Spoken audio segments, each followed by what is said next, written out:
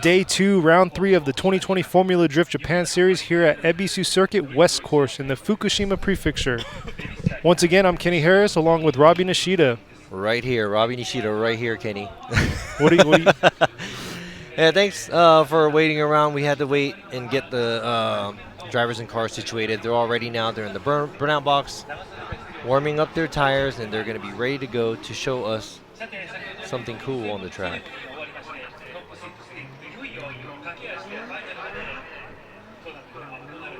So the weather looks like it is holding up, and I am not even going to knock on wood because I think I have faith in this.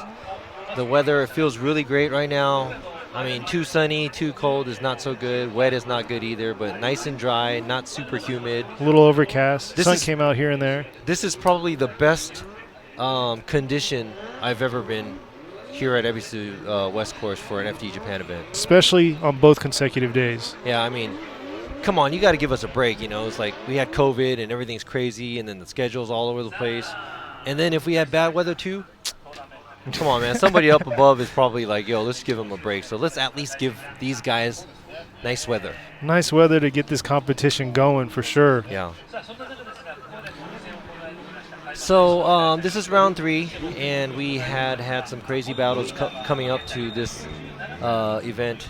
This past 2 events in Okuibuki and also in Sugo. But Yamashita, I think he got knocked out kind of early last event, but I think he's ranking 10th right now in the series. So I'm pretty sure he wants to finish higher up this round, going into the 4th and the 5th round we have this year. The next round's going to be in Okayama, and the last one's going to be at Suzuka. Everything got pushed back because of the whole COVID. But definitely, yes. Yeah, and then going against Yamashita is Matsukawa. He is a threat to everybody, too. Very lightweight car with a beast V6 twin-turbo motor. And he's been doing pretty good in the series coming up to this 3rd round. So this might be a pretty big threat to Yamashita. And I think Matsukawa is just kind of going to leave it all out, do whatever he can to overcome the #1 qualifier.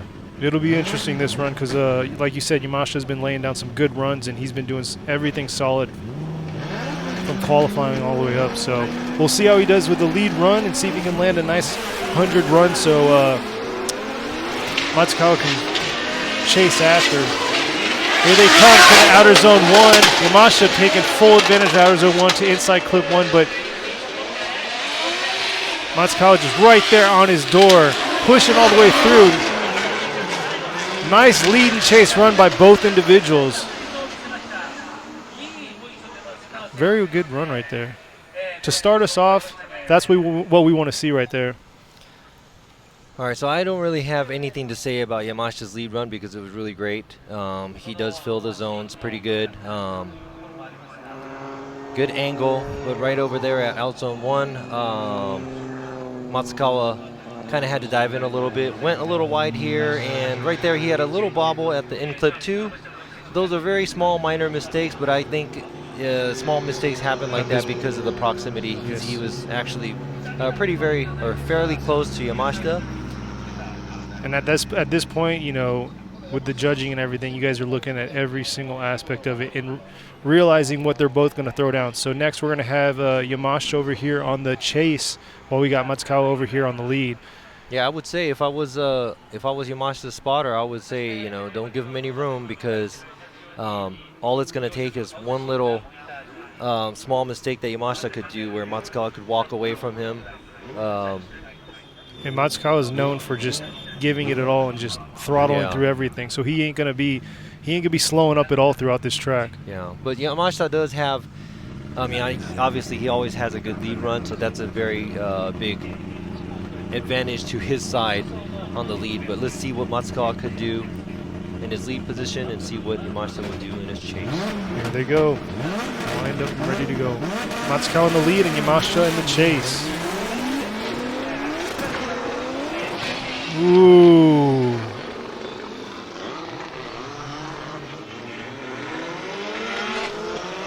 So it looks like we had a... There's a red flag, so... I would say... Maybe...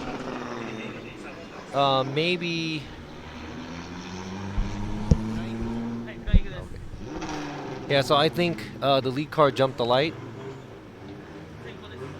We haven't had too many faults lately, so that was actually our first of the Yeah, of actually the the day. first out of the whole the 30, battles. yeah, 32 was fine. We had nothing, so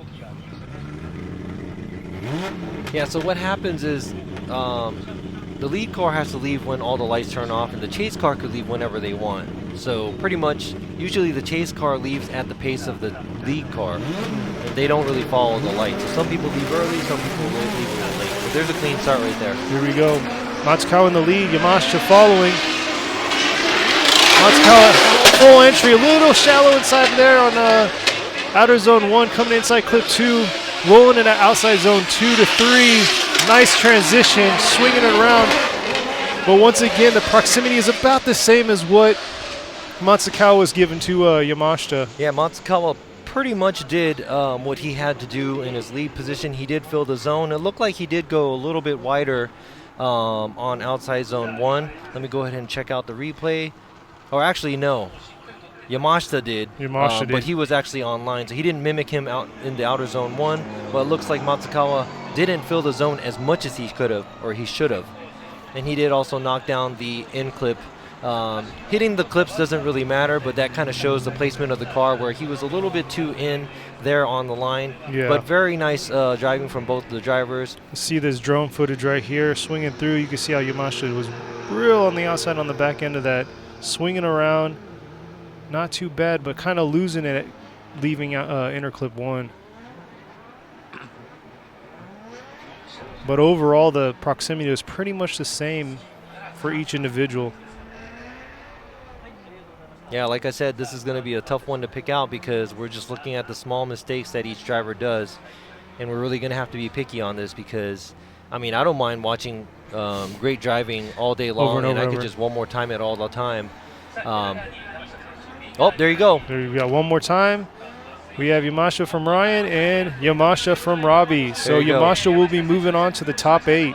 So just as I said that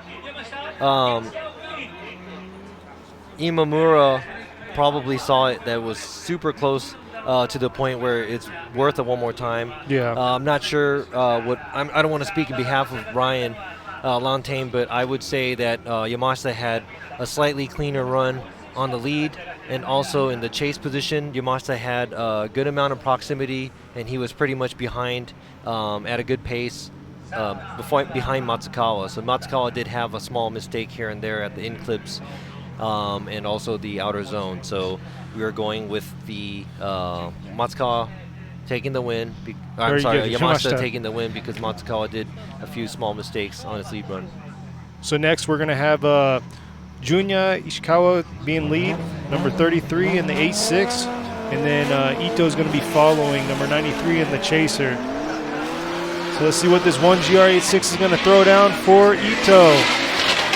Ito closing in on him on outer zone 1, swinging around, but taking it real wide for Ishikawa. Ishikawa really adjusting himself there inside clip 1, causing Ito to go ahead and adjust himself as well, but for some reason, well, we've been having this problem. Well, I guess it's called a problem when you look at it because some of the lead drivers do go a little bit wider. It looks like they wash out after the outside zone 1. But at the same time right here, Ito kind of misses and bypasses outside zone 1 like it wasn't even there. Yeah, he bit real hard on it. Yeah. And earlier we had situations where some of the other drivers did dive in a little bit early, but not as bad as Ito did right now. So he pretty much put himself in that situation. Kind of had nowhere to go, so he had to really sit and wait, which gave Ishikawa a chance to kind of take off and leave. But I do not like the way Ishikawa surges and kind of stalls up, like how he did at outside zone 2 right here. Yeah, and then he missed outside zone 2 and that's by a lot as well. That seems like it's been a continuous problem all throughout through today. Qualifying everything, yeah. Coming in inside clip 1, going to outer zone 2, he just had a lot of throttle issues and control with his car, so we'll see what he has to do for a chase run. But diving in, it looked kind of cool because, you know, it looked like Ito was going to be on the same line as Ishikawa, but right when they went through outside zone 1, it looks like Ito just kind of started diving in a lot earlier. So we'll see what happens when they switch places. could have ended worse than that, but luckily they were still they kept their pace. But we're gonna have Ito leading while we have Ishikawa on the chase.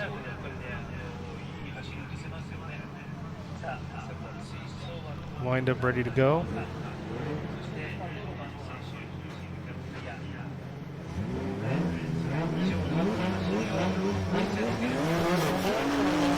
All right, here goes Ito leading, coming through. Ishikawa right behind him. Ishikawa giving him no space, creeping up on him, coming in inside clip 1.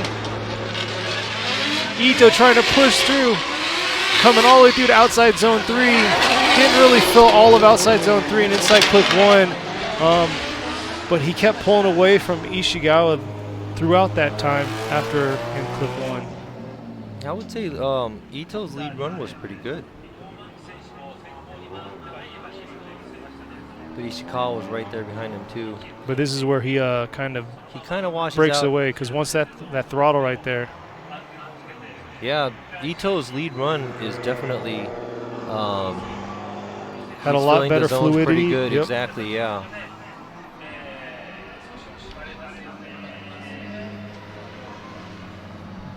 Definitely a clean lead run for Ito, but we'll see if it was enough to make up for his chase.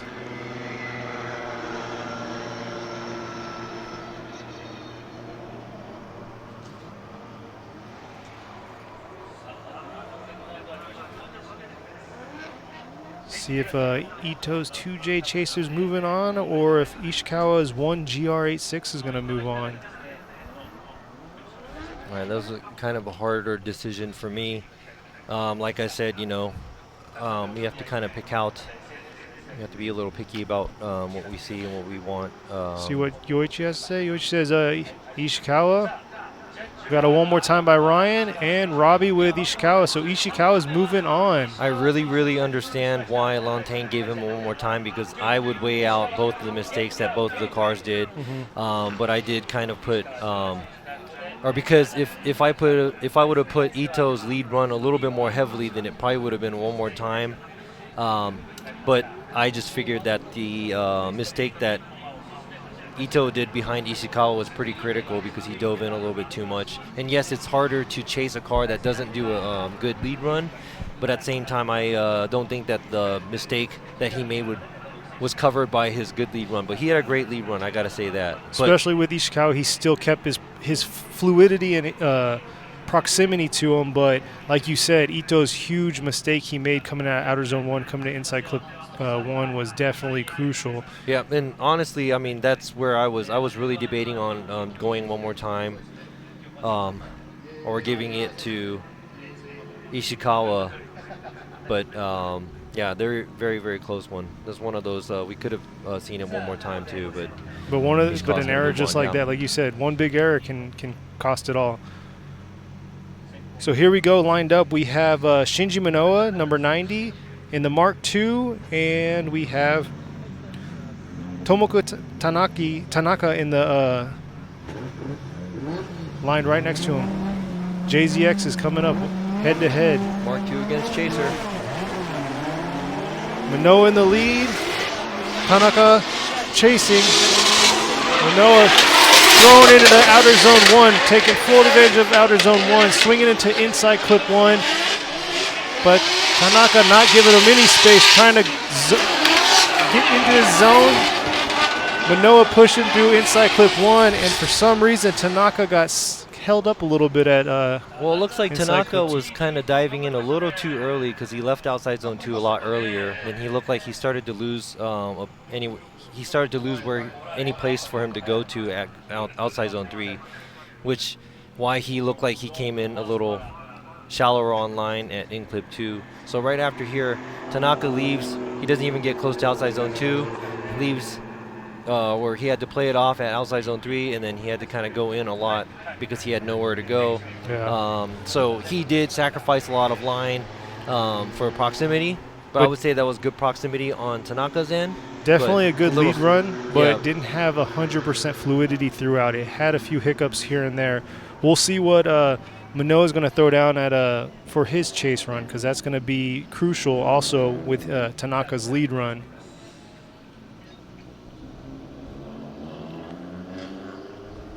Got them swinging around, coming up to the line.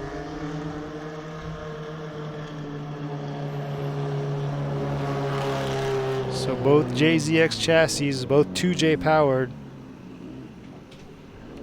See who's going to pull it off.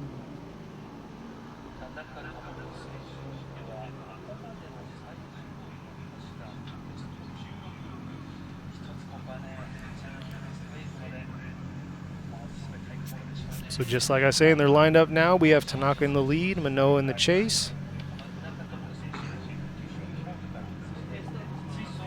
See if Tanaka can fill all of outer zone 1 and complete the course. Fill all the zones in the clips. Exactly. All right, here they go. Tanaka lead, Manoa in the chase. Manoa keeping close to him, closing in on him. Holding the same angle that Tanaka's throwing down. Tanaka's pulling away a little bit in outer zone 2 to outer zone 3. Manoa's trying to catch up to him and keep up with him. Definitely would love seeing that again. That was very cool because probably very similar builds in cars.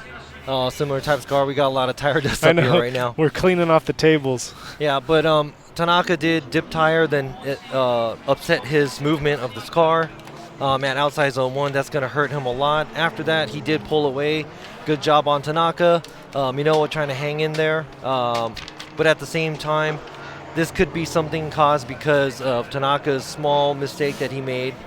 It's a small mistake, but it could actually be major for him in outside zone 1 as well. Getting all cleaned up. Wow, that wasn't much dirt drop or anything, and we have a lot of dust all up dust in here. up here, yeah. But yes, Manoa definitely kept nice proximity coming into outer zone 1. But let's see what the judges have to see. So Yoichi says Manoa, Ryan says no Manoa, and Robbie says Manoa. So Shinji Manoa's moving on in his JZX 100 Mark II. Yeah, Tanaka did a great job minus the outside zone 1 move he did, and if he could have filled or mimicked Manoa when he was chasing around outside zone 2 all the way to inside clip 2, he could have that was definitely, he could have put it together, and I know he has the skills to do it. So somebody to watch out for in the previous or the next 2 rounds. So Manoa going on to the top 8. So next we have lined up is going to be number 888 Kenji Yamada in his S15, along with number 85 Daisuke Hada in his S15, both 2J powered. So this is going to be very interesting right here. Oh no, Kenji Yamada's car than SR, I think.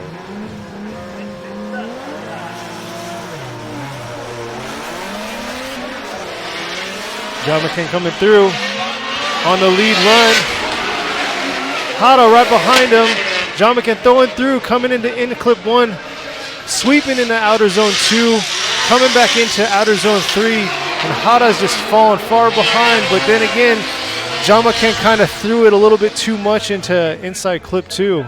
Yeah, so Yamada, they both did a great job up until outside zone 2. Let's see, watching the replay, throwing it in pretty nice. Does a good job on outside zone 1. Hada's trying to stay there. Then right here, he starts to lose angle, and he kind of makes his car go straight. So by going straight, the car catches more speed, where he kind of went in to outside zone 3 with too much speed, where he couldn't rotate his car enough to go through inside clip 2, so he did have to open or leave the inside clip 2 open. Yeah, Hada came in just a little, could have came in a little harder into outer zone 1 to inside clip 2, but with the power difference, I thought Hada would be a little bit more hotter coming out of inside clip 1, rolling into outer zone 2. Yeah, then there's probably the weight difference too, because I think Hada has a 2J and Yamada has a SR, so the car must have some kind of weight, a big amount of weight difference. Yeah. So now we're flipping the roles here. Hada's going to go and be leading while we have Yamada on the chase.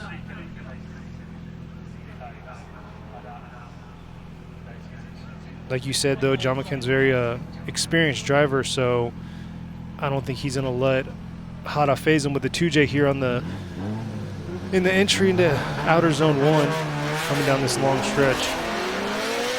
Hada pushing through, but Jamaken right on him. And at the same time, coming to outer zone 1, Jamaken wasn't quite too far outside, holding in the inside clip 1 to outer zone 2. Sweeping around, keeping that proximity and getting closer and closer, Jamaken, to inside clip. Ooh! Was there contact there? That was close. It looks like... Let's see this replay right here. Right now, without the replay, it looks like Jamaken ran out of heat and straightened their car, and it looked like it was right before the finish line, too. Let's go ahead and check it out. Hada feels outside zone 1. Good job on in clip 2 for both of the cars. Fairly good angle from both of the cars. That's where he gains proximity right there. And then, yeah, that's close. Here's a better view right here. That's a pretty big no-no from Yamada. So let's see, the lead car Hada goes, and both Yamada doesn't give him too much space. Yamada needs to fill or take it out a little bit more. But it looks like he's doing a pretty good job mimicking the lead car, the second half of the track. But right here, that's kind of a big understeer almost. Mm-hmm. I wouldn't say he went completely straight, but I think he got through the finish line with. I think he went through the finish line drifting, with but it was drifting. It was a very almost a zero angle, yeah. Limited angle on that one. I thought they touched there for the end at the end because he straightened up and locked and went straight. Yep. So Yoshi said Ryan and Robbie all say Hada. So that one right there, I'm not going to say it was just him messing up after the in clip 2, but overall looking at everything, the chase run that Hada did against Yamada being a little shallow on angle at outside zone 2 and missing in clip 2 too, all in consideration. Definitely gave out the results that we did. So definitely Hada stepping up, especially with that pass through that he had, which we haven't seen in some time on a top 32. But next we have lined up right here is going to be number 100 Andrew Gray in his Lexus RC, leading with Mizutani in the S15 coming through. Andrew Gray coming in with some heat, throwing it into outer zone 1, sweeping into inside clip 1. Rolling in outer zone 2, throttling all the way through and leaving them with nothing but smoke to deal with. Andrew Gray once again throwing down a solid run for a lead run. It looked like he left outside zone 1 a little bit earlier than he usually does. But overall, very nice run by Andrew Gray. And it looks like Mizutani had to... he actually started to... catch up to him, and then right here, and he got left after that too. But that probably took a lot for Mizutani to actually. He just threw himself into there, and he had to give Andrew Gray 100% trust to do that too. So because Andrew Gray, he definitely just flew through the stretch, and then he ended up initiating and leaving him in the dust, but definitely gained proximity out of inside clip 1.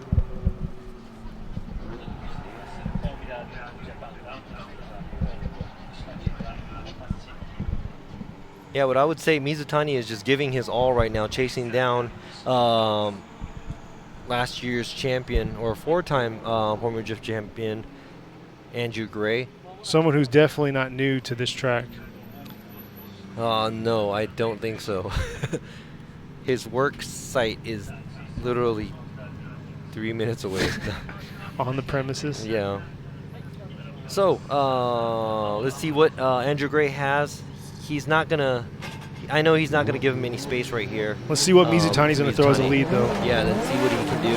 And hopefully by him chasing Andrew Gray right now, he knows how deep he can go. Yes. So Mizutani throwing down. Ooh!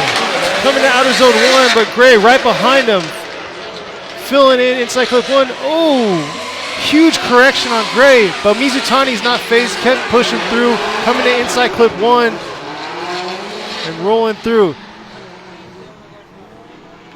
Interesting. I know that correction right there, and inside clip one. Like we said, that's a hot area right there coming from inside clip one out.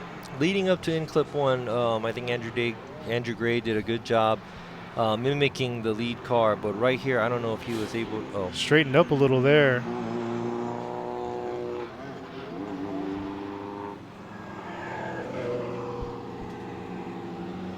There we go. We got a better angle right here.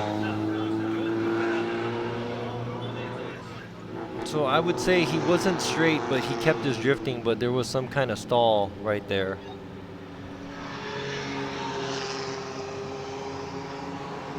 It's true. Yeah, he never straightened up there. Coming around. Mizutani did throw a really good lead run, though.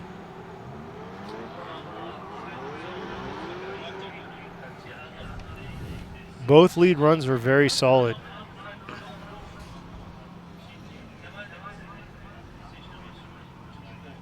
But coming out of that outer zone, or inside clip one, has definitely been a tricky one for a lot of drivers today. Like, to be honest, from all the tandems that we had, everything was happening there. At the in clip right there, everything happened there. One more time and a one more time. And There so, you go. We got a one more time. Definitely both good lead runs. Yeah, so I think I don't want to speak in behalf of all the judges, but the way I saw it was both the lead runs almost a tie.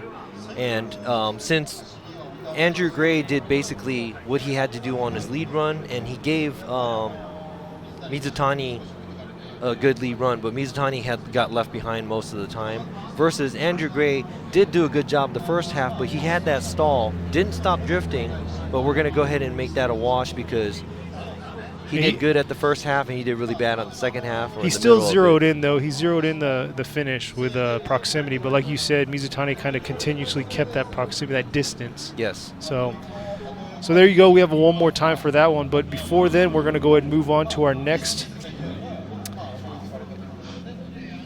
pair coming up, which is going to be number 15, Katsuhiro Ueo in the VR38 S15. He'll be head-to-head against number 73, Kazuki Hayashi in the 1GR.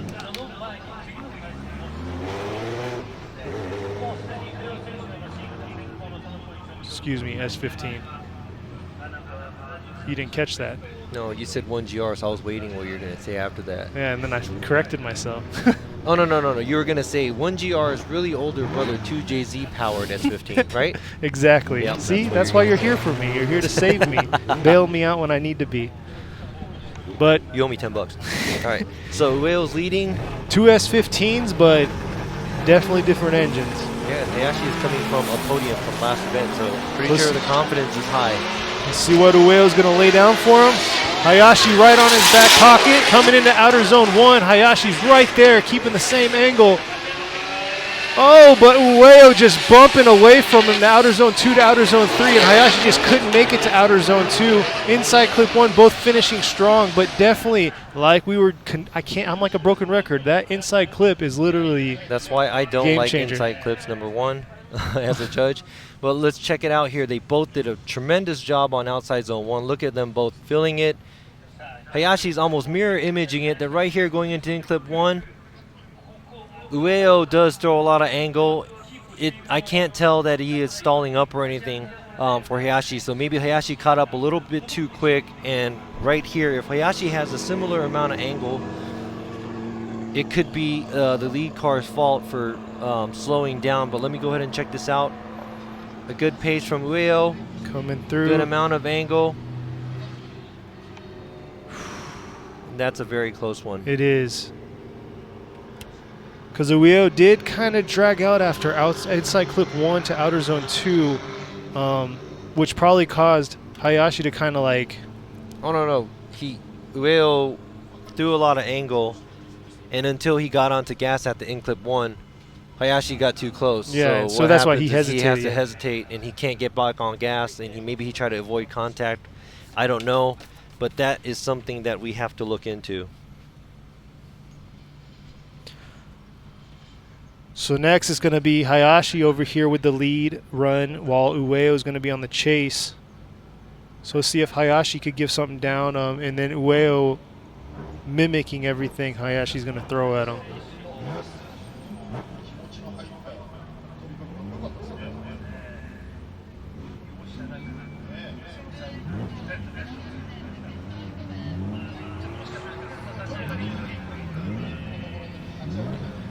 The Ueo's been definitely throwing some smoke all day in that mean VR38 S15.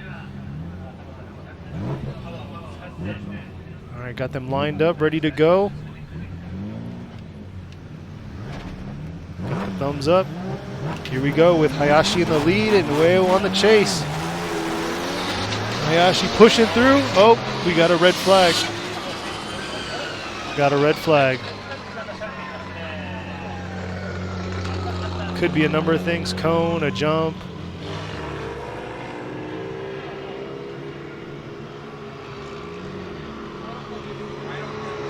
Oh, hit the cone. It's a pylon touch. There you go.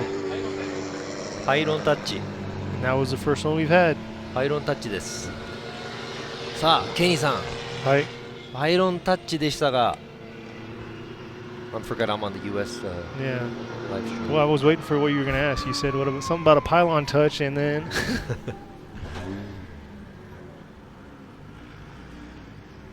So we didn't really get into faults since we haven't had too many. How's that all work? It's pretty good.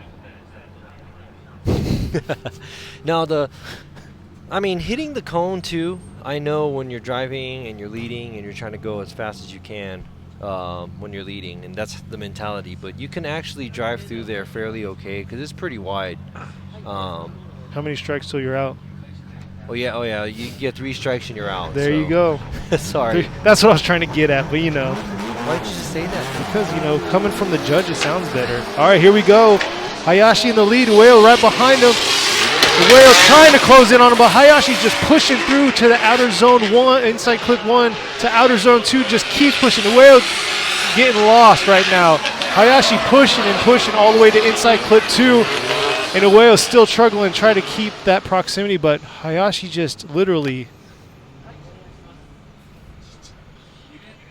pushed through there.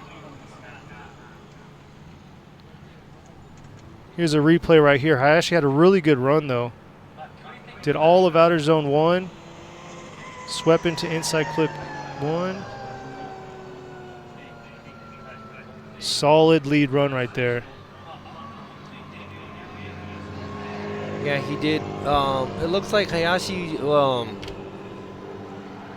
watching his line going into in clip 2 too, it doesn't look like he's flicking the car enough to get like a higher rate of angle, I guess. It seems like he's kind of trying to run away, but at the same time, now I think about the chase run he did against Ueo right now, where he was right up against him initially. But Ueo was throwing a lot of angle.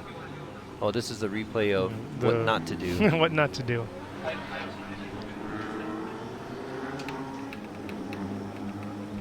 So here we go right here.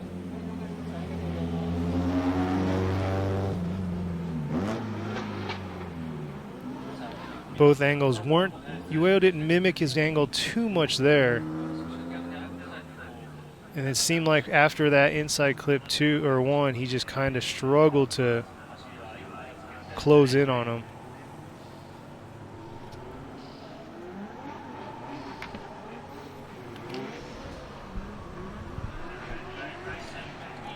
All right, so these are some tough decisions that we have to make. This is the one that we saw earlier from Hayashi versus Ueo. There's the angle, very well mimicked by Hayashi, swinging around to inside clip 1.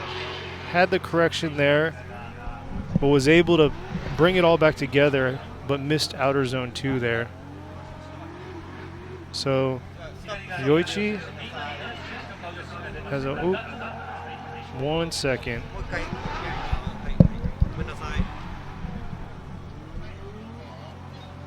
Putting the votes back in.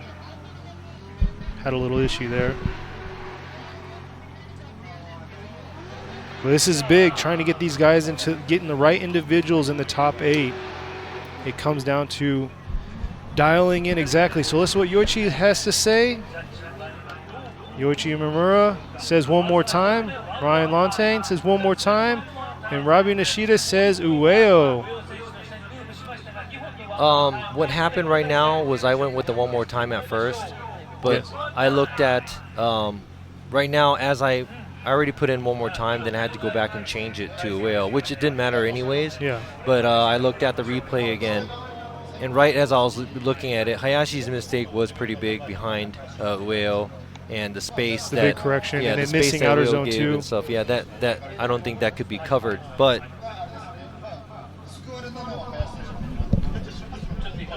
with that, with the one more time, we're going to go ahead and hold off, and we're going to push on with our next lineup right here. We have number 36, Kazumi Takahashi in the BMW, and then we also are going to have number 19, Yuichi Amagai in his 2J powered S15. so yes, this is going to be a great battle once again from both these cars. So we got Takahashi in the lead position, while we have Amagai going to be doing the chase. Here they go, taking off down the stretch. Takahashi throttling all the way through, coming into outer zone 1, pushing through, but Amagai just lost it right there. Trying to throw huge angle into that, but Takahashi pushing all the way through, just leaving him in the dust. Yeah, Takahashi's not worrying about what's going on behind him. He's just going. But that would, if Amagai could have pulled that off, that would have been one sick entry. Amagai definitely came in with some heat. He was like, you know what, I'm gonna put a name out there for myself. Man, I smell a lot of oil burning up here. I don't know whose car it is, but yeah, that's a lot of oil burning for sure. Yeah. Got a nice small breeze going, so the track's clearing up pretty quick.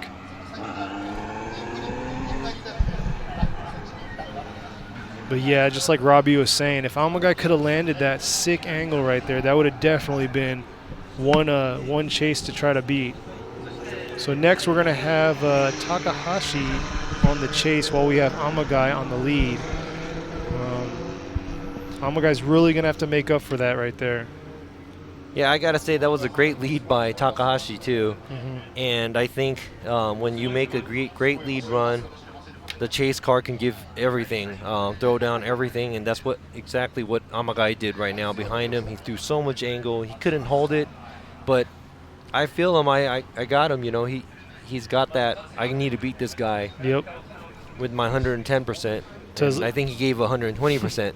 Because Takahashi has definitely the last 2 rounds up to till now, he's just dialed this car in, and he really understands what he needs to do in this car to make it perform at 100%. Yeah, I think this is a weapon that Takahashi got because, man, he is on fire with this car. It's a beautiful car. It sounds good, amazing, exactly. and he's driving it like it looks and sounds. Exactly. He's living up to what the car is supposed to be doing, exactly. I guess. Yeah. So here we go. We're going to have Amagai in the lead and Takahashi on the chase. See if Takahashi can lay it down and stay right at his door. Here he comes. Amagai throwing that sick angle he threw earlier, but actually landed it. Takahashi trying to keep up with him. Amagai's pushing through all the way through to outer zone 3. Takahashi's right there with him, trying to keep that same angle. But, oh man, that is the entry that he was trying to lock in. We don't want a backwards entry. True. Because it's something that is not chaseable, I guess. But right here, he was pretty much 90 degrees. I think Takahashi tried to match some of it with him, and he did have to fall back a little bit because of the slowdown of the big angle is actually going to cause the car behind to mess up too. But I'm pretty sure that Takahashi had that in mind as well. And I think Amagai was like, you know what? I don't care. I'm just going to... Yep. But see, at the same time, Takahashi was able to kind of throttle back into it whenever he realized that Amagai was able to hold that angle through. And then he kept his proximity, finishing right at the end. Yeah, so that's really, really hard for a chase car to look at the lead car and see if they're actually going to make it, or are they going to spin, or if it's going to be a half spin. It's really, really hard, but it looks like Takahashi just went in anyways. Well, he he sat back for a little bit to give him a little bit of space, but after that he looked like he caught up. He had a quick response to just kick back in because he was like, okay, I got to get this. I got to get back into his door. But you know what? I mean, round of applause to Amagai. He's driving like a man. Yoichi voting for Takahashi. Takahashi getting Ryan and Robbie's vote. There you go. Takahashi moving to the top 8. Like you said, Amagai driving like a man. Yep. But good job. Good fight by him. And congratulations to Takahashi moving on.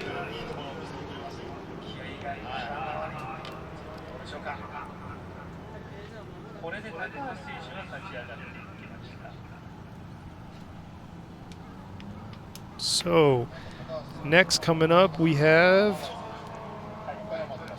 going to go ahead and push on. So, just like I told you all before, we do have 2 one more times, but we're going to go ahead and continue, and we're pushing on to our final top 8 before we go back to our one more times. So, next is going to be number 61, Kunihiko Taramachi in his S15 2J. He's going to go ahead and be leading in front of number 13, Yasuhiro Takaki in the 180SX.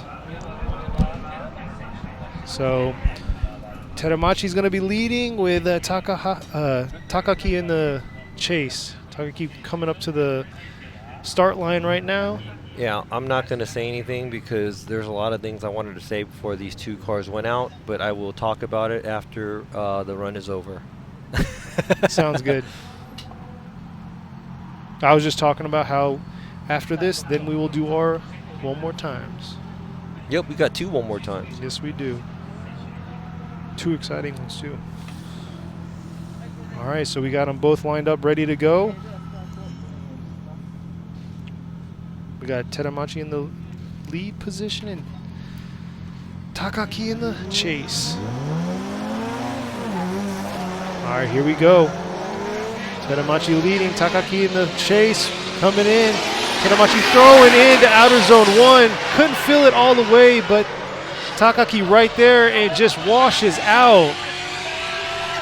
As Taramachi just finishes the track and just doesn't even affect him, just pushing through. Kind of was a little bit outside shallow for a inside clip too, but man, Takaki definitely kept his same angle as Taramachi, but he just couldn't hold it. Okay, so from the earlier battle we have from top 32, what I wanted to say earlier was Taramachi was doing this entry where he just missed outside zone 1, but he does throw a lot of angle, and earlier he did wash out a lot where it caused the chase car to kind of catch up too early, and he had nowhere to go and they had contact, but it wasn't an unchaseable lead. True. So the contact was deemed, it was actually the chase car's fault at that time. But it was Mano's fault during that one. Yeah, what I was saying is if Taramachi ran a line like that, definitely it's a similar kind of car that was chasing him this time from Mano. Takaki's car is also an S chassis. If they did run a similar line, it could have, most likely happened again. Or even if Taramachi would have went wide like how another driver did earlier, Murayama did earlier, Takaki, if he can find enough space to get in there and do a pass, since it isn't an in-clip, that could have been a case too. But Taramachi learned, and then he didn't do what he usually did and wash out after outer zone 1. So that's good for him. And unfortunate for Takaki. Yeah, Takaki, where I think Taramachi's style looks like he throws, a good amount of angle quickly, and Takaki probably saw that and he wanted to probably similarize the angle as a chase car, It definitely didn't work for one car, but we'll see what happens when it's turned around. Just like we've seen before, anything can happen at this point. So now we have Takaki in the lead and Taramachi in the chase. So let's see if Takaki can throw down that nice 100-point lead run for Taramachi. See what he's got here. Takaki coming in. Throwing it in, throwing some sick angle into outer zone 1, but holding it all the way through and just unable to hit that inside clip. And definitely couldn't land that. Rolling around to inside clip 2, but man, that was rough. I might have said inside clip 2 over there, but yes, definitely he threw in some sick angle in outer zone 1, but just couldn't hold it to the outside portion of inside clip 1. Yeah, so this is why, how can I say it? The way the track was designed, if we would have moved the 3-2-1 cone later and allowed the drivers to do a later flick here, then there definitely would be a lot more throwing in backwards entries like that. But we don't. That's not something we want to see. Yeah. Especially at tandem. Especially tandem, yeah. Because there's no way you could match a car. You're going to be basically. Like here, if there's a car that's running super crazy angle, you would have to be way behind him on the outside to match the line and the angle. So it didn't work out for Takaki, but it was very cool for him to, give out what he had to do and throw a crazy amount of angle to show what he can do and try to intimidate Taramachi. See what the judges. So Yoichi Imamura says Takaki. Ryan says Ryan and Robbie both say Taramachi.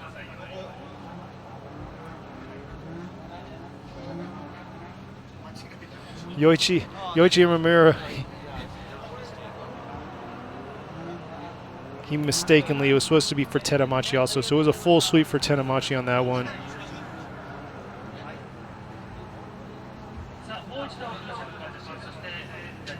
Here you go. Here's the scores right here, the fixed one. So Taramachi for Yoichi, Ryan, and Robbie, both Taramachi. So it was a full sweep for Taramachi. So congratulations for Taramachi. Takaki, good job. Good runs today. Next, we're moving back up to our one more times.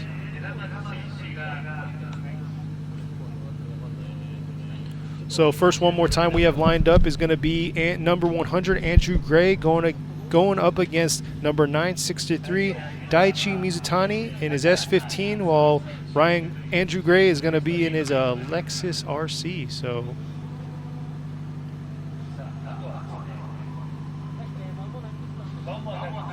let's see what Gray's going to do for his lead run. He's been doing some solid lead runs today and yesterday's qualifying, so definitely excited to see what he's going to throw for Mizutani.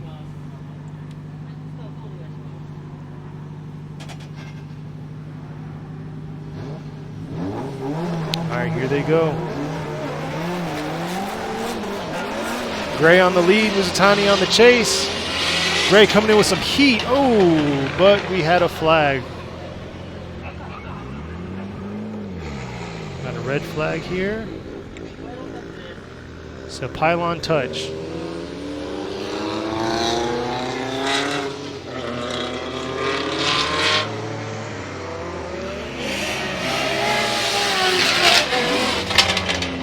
Andrew Gray definitely coming in with some heat, trying to get out of that box as quick as possible.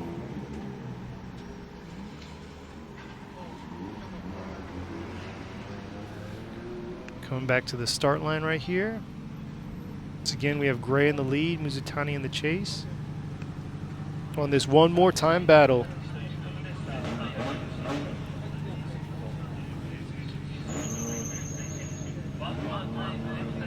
Here we go.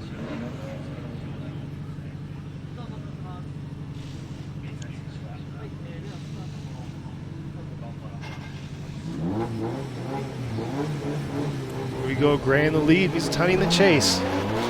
Gray coming in, bringing some heat into outer zone 1, pushing the limits right here. Trying to pull away from Mizutani, but Mizutani trying to close in the gap right here in the outer zone 2 to outer zone 3, but Gray just pushing all the way, throttling through to inside clip 1 and finishing strong.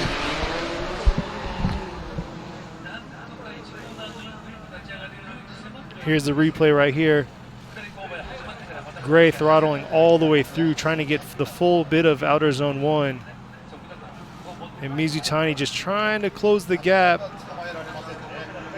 But then Andrew Gray right here out of outer zone 2, just throttling through, committing to both 2 and 3 and finishing strong. Solid, solid, solid lead run. So here's the true test right here. Mizutani is going to be doing lead while Andrew Gray is going to be on the chase. Got them all pulling back around. definitely doesn't make it easy for the judges seeing these good of runs back to back. So it's going to come up to Andrew Gray, seeing how he does on the chase and see if he can get that proximity a lot closer than what Mizutani was trying to push out there.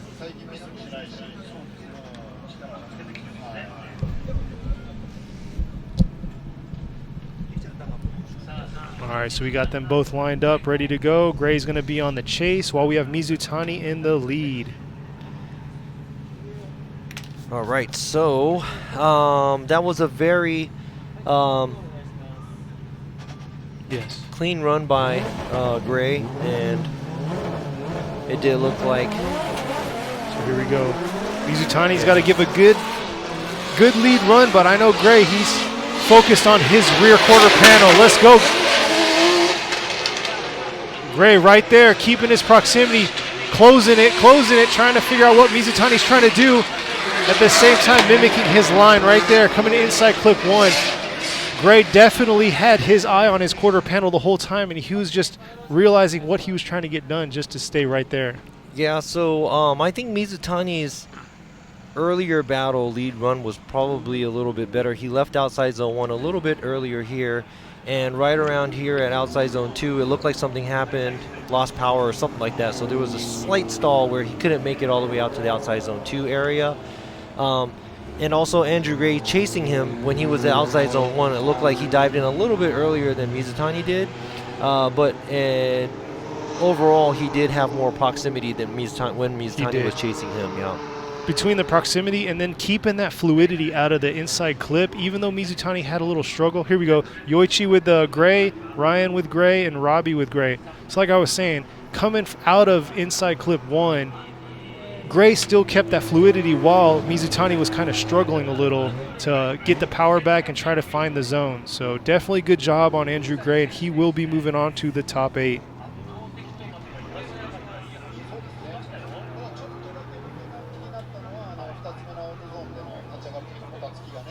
So we have one more time battle coming up, and it's going to be with number 15, Katsuhiro Ueo in the VR38 S15, along with number 73, Kazuki Hayashi in the S15 also.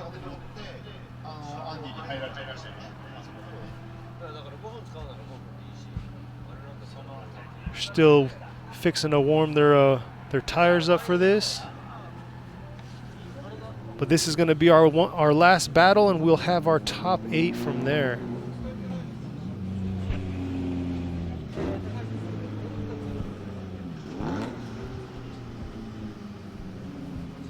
So you can see right now on the screen, we have a lot of pit crew support right here, supporting these guys out here, competing for the top 8 all the way to for podium. So good to see like other drivers, supporting each other out here, especially without having a crowd or anybody out here cheering. So it is good having a camaraderie between all teams.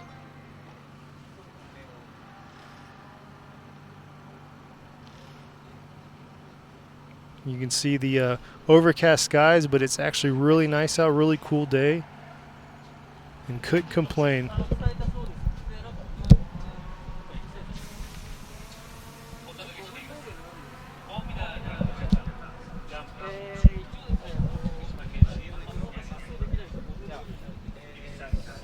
Still waiting to get their tires warmed up in the box, so we're going to see what they're going for. Yeah, so we're trying to get the cars out on to the start line. We're going to get everything situated. So we will go to a short break, and right after that, we're going to get right back to the battles, right before the top 8 battles.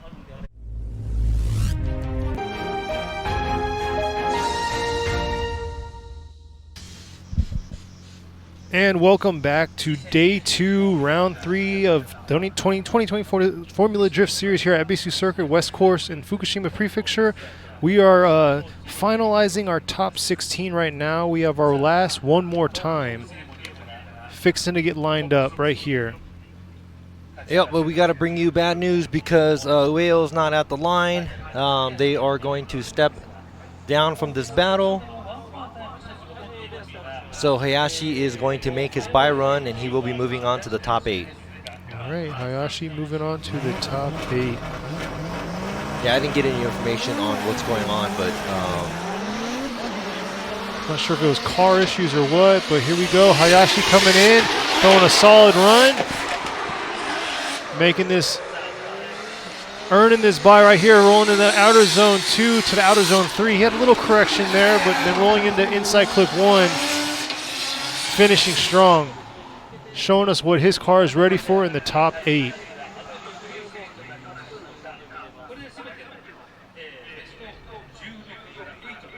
so there's our top 8 drivers. The first battle is going to be Yamashita versus Ishikawa. Second battle is going to be Manoa versus Yamada. Or I'm sorry, No, Hada. I'm sorry. Hada, yep. I'm Minoa with Hada, sorry. and then on the other side of the bracket, we have Andrew Gray versus Hayashi, and then we have Takahashi with Taramachi. Sorry, Japanese guy got corrected by an American. It's Japanese. But if you guys don't know, there is a huge variety of vehicles up in this top 8 right now. We got, 180SX S15. What is it? JZX 100s, Lexus RCs, BMWs. I mean, we have them all. I think we have every blend of car that is offered in Formula Drift Japan. But like Robbie was saying, our first matchup right now is going to be... All right, so I do have information on what happened with Whale. Earlier the judges went with the one more time. It was 2 one more times and 1 judge saying Ueo, but I guess Ueo did not agree with the run that, or with the judging that we made and the judges made, so he is going to sit out actually.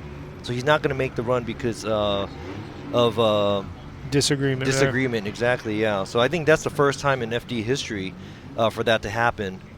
But I guess that's what was behind the story, and that's why Hayashi is moving on. So wow, Ueo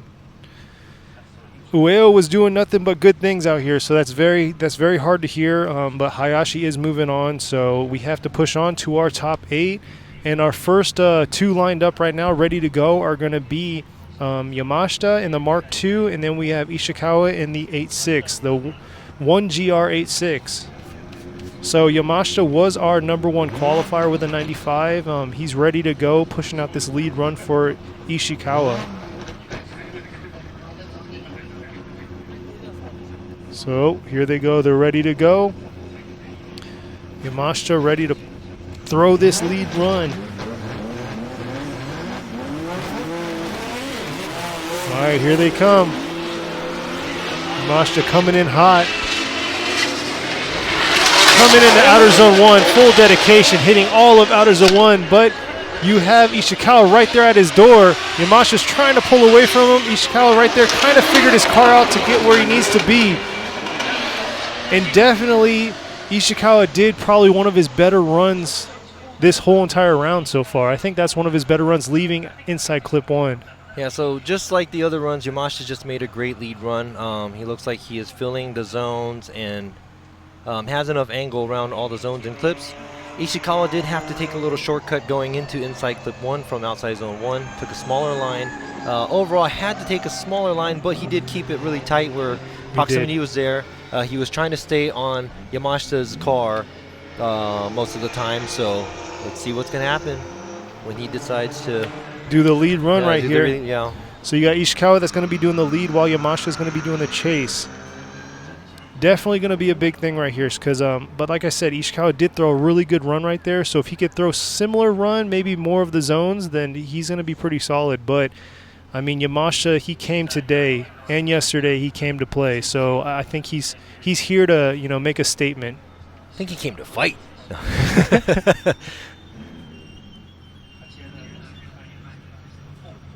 All right, so you got Yamashita lined up, waiting on Ishikawa. Coming on up.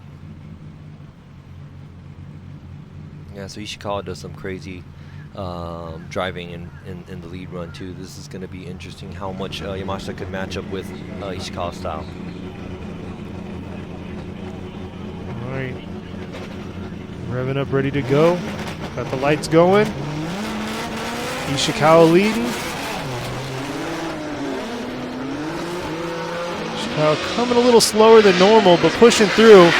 Initiating, coming to outer zone 1, taking all of outer zone 1, but throttle controlling into in-clip 1, slowing down a lot compared to usual. Coming to outer zone 3, sweeping around, and Yamashita just trying to stick with him, but definitely Ishikawa made a huge, like, not correction, but dropped gears in inside clip 1. This was a lot obvious in how he was doing something similar to this. That's why his line going up to outside zone 2 became a little weird. But I think he did it really obviously here this time, where he had to wait, and he was figuring something out with the car, where the car had to kind of wait for a minute, and he didn't fill outside zone 2 either because of whatever mistake that happened at the end clip 1. So that might be kind of critical for Ishikawa, knowing that Yamashita ran and threw down a very good lead run. And here's the overview of it. Let's see, Yamashita, for the most part, looks like he just kept his fluidity. Even though there was a big stop here, he just kept pushing through and throttled through. He was able to avoid any kind of contact at in clip 1, even though there was a slight stall from Ishikawa. It looks like maybe he was looking for a gear, or he was trying to get something situated in his car. But definitely Ishikawa, like we were saying, the last for top 32 and qualifying, he really struggled on that inside clip. So let's see what Yoshimuro has to say. And it's Yamashita, Ryan with Yamashita, and Robbie with Yamashita. So Yamashita is going to move to our top 4.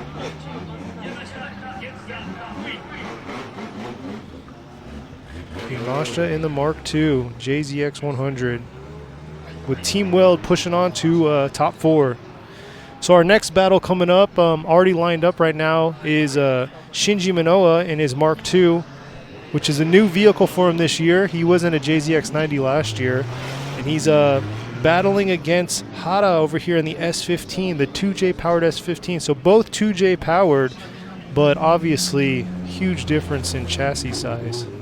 But I don't know, Manoa might be the same weight. Yeah, because this car is pretty lightweight. Yeah, he has a lot of dry carbon, and he did all this other stuff. So definitely Manoa's been throwing down this whole competition. So we're excited to see what he's going to throw for his lead run.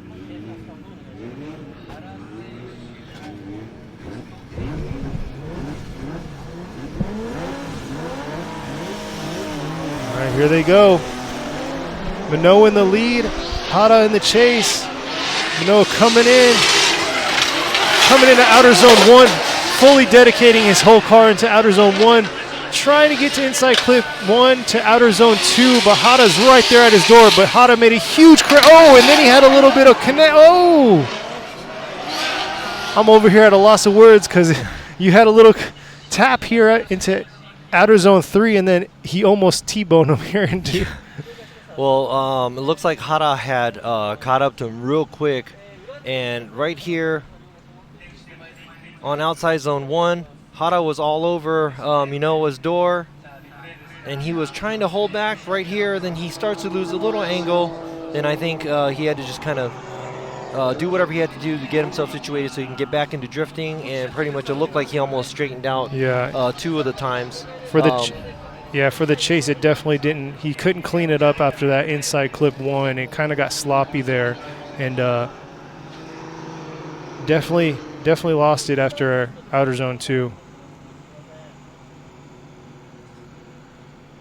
Yeah, so that was actually really the chase that Hada just gave behind Minoa right now. That was pretty cool, where he kind of threw it out there, where Minoa looked like he was kind of placing his car. And it didn't look like a hard flick either, but Hada did a harder flick than actually the initiating leading car, and got really, really close to him on in clip 1. But after that area, it looked like he had not much space to move, and he couldn't get his car to fire up as fast, and had to play catch up too by straightening out a little bit. So what do we got going on right now? We got them both lined back up.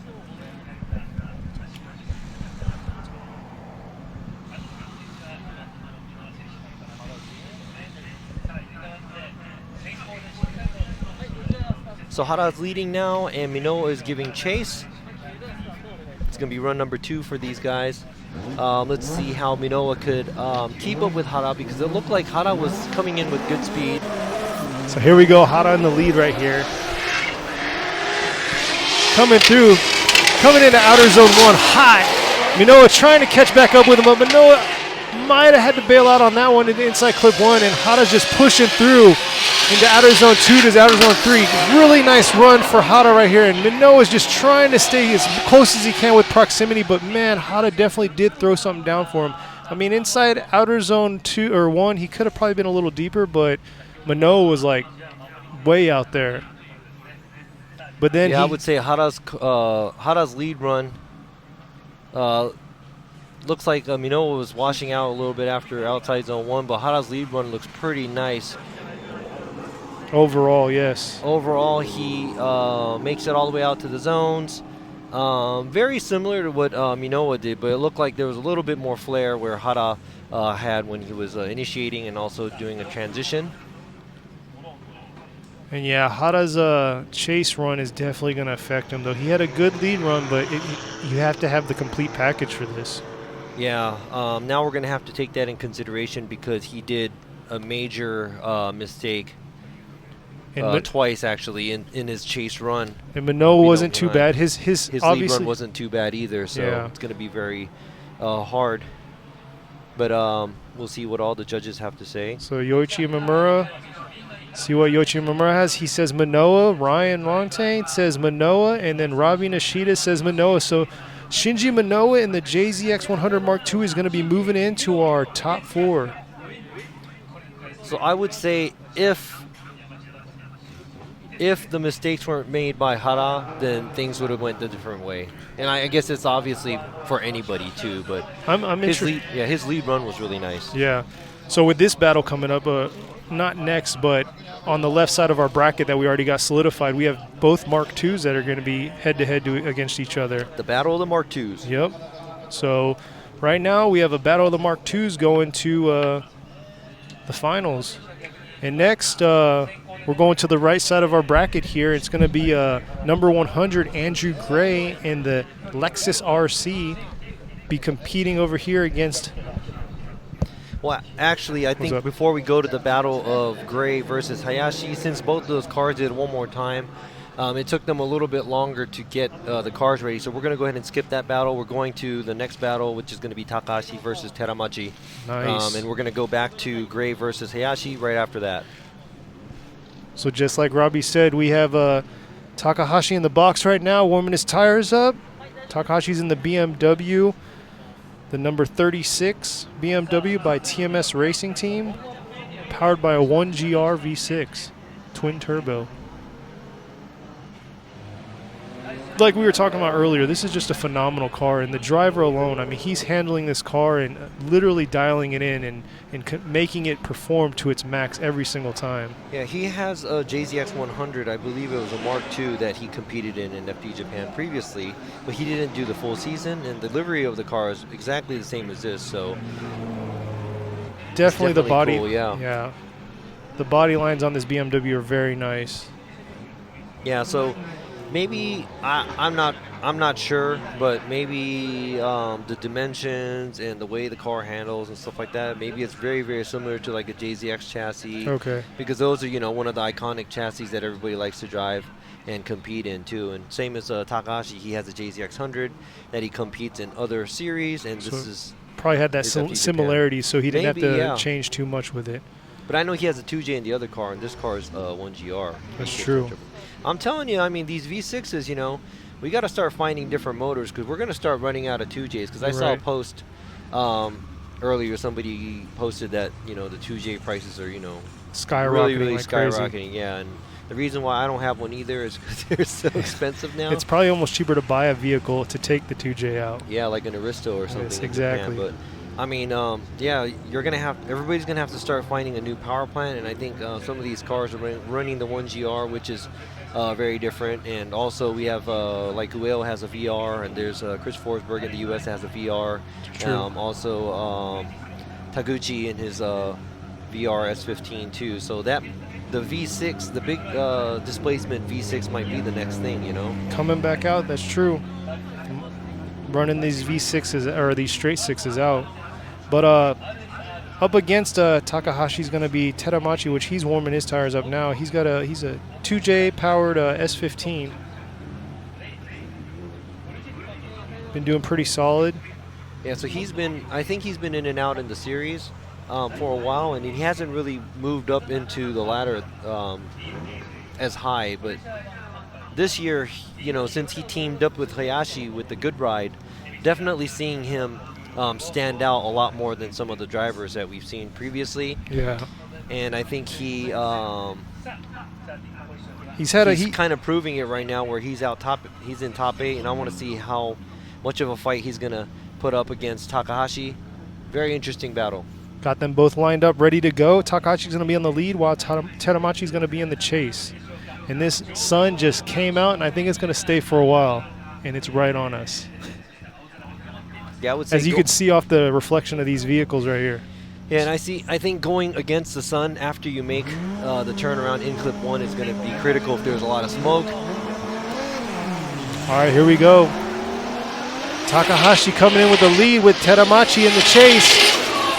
Takahashi throwing it in the outer zone 1 full, but Taramachi's right there on his door, pushing. Oh, but he bent. Oh. All right, so it does look like Taramachi bumped him. Yep. And we would have to see if Takahashi... We're going to have to see if Takahashi... Well, it's just smoke. We can't really see anything. But I think we just have to make sure that there was no abrupt braking or slowing down by Takahashi, seeing if Takahashi was the cause of that contact or if Taramachi was the cause of contact. If Taramachi just came in hot. Definitely this entry, though. This entry was amazing right here. Taramachi's exactly where you want to be when you're tandeming right here. Right on his door. Both cars, very beautiful outside zone 1. Ooh, and it looks like he gave him a little love tap right there. Yeah, and it looks like Takahashi was doing what he was supposed to do. So I think Taramachi might have just came in really hot, but I'm going to have to There's a better view right here. Yeah. Thank God to technology. Both having the same angle coming to outer zone 1 to inside clip 1, but looks like he had a back end tap there.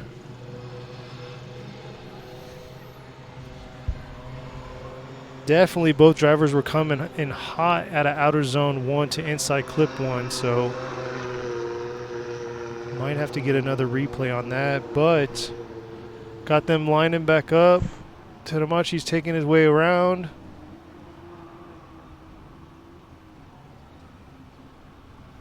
See, he's still trying to get some of this smoke to clear up.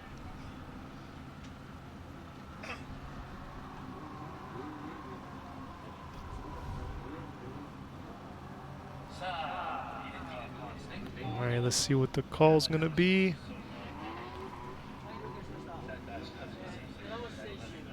It looks like Takahashi's heading back. Oh, no, he's not. He's swinging back around. Okay.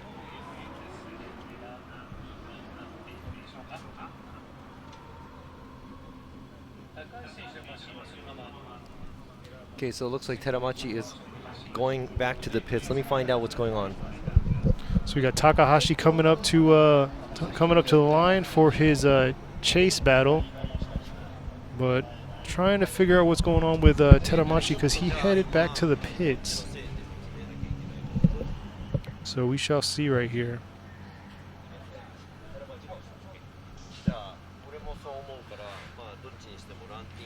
Definitely was a very nice start to that run, but didn't want the contact that they had with the inside clip 1. If there was or wasn't, but let's see. Here we go. We got Taramachi on the screen right now. They're going to go take a look at his car. Starting the clock. He's getting his 5 minutes. And see if we can get more details on what's going on with his vehicle, because we're not 100% sure just yet. Yeah, so I think right now the situation, I had to talk to the other judges too. We had to claim who was at fault right now, and I think all the judges agreed that it was Taramachi coming in a little too hot, gave Takahashi a little push, so that's what happened out there. That could have caused a spin, but at the same time now Taramachi is checking his car because he has to use his competition timeout because he was the one at fault. if it was him not being at fault, he would have had a 10-minute actually time frame to be able to check his car. But it looks like Takahashi's good and his car's good to go. But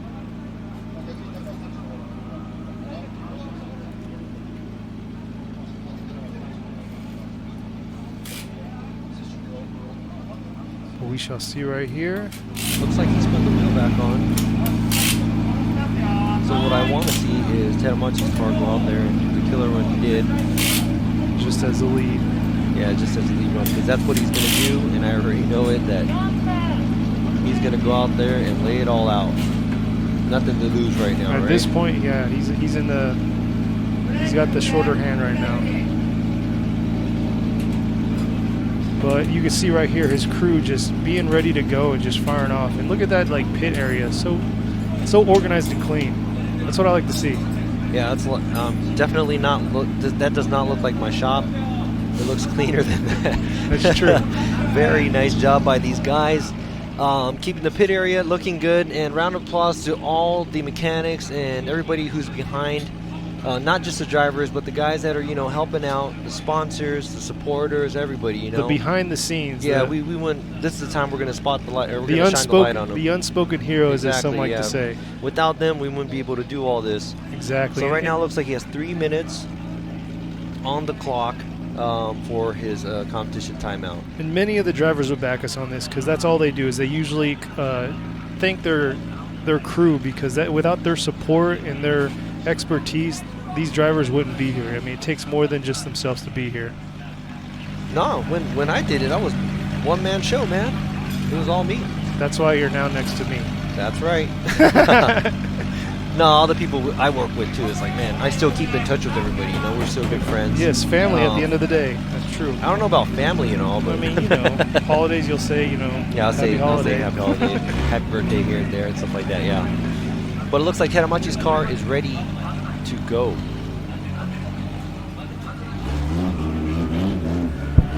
So hopefully it was just a very minor fix for his car, so he could actually come out here and lay down the lead run that he is imaging. Exactly. Well, Takahashi's ready to go at the line. Been waiting for the last about 3-4 minutes now. Yeah, just imagine the nerves and... Oh yeah, you're in. I mean, everything that the weight and everything is really, really critical too. Yeah, just as critical as this sun that's beaming down on me. But here we go. Taramachi going to the line, ready to go.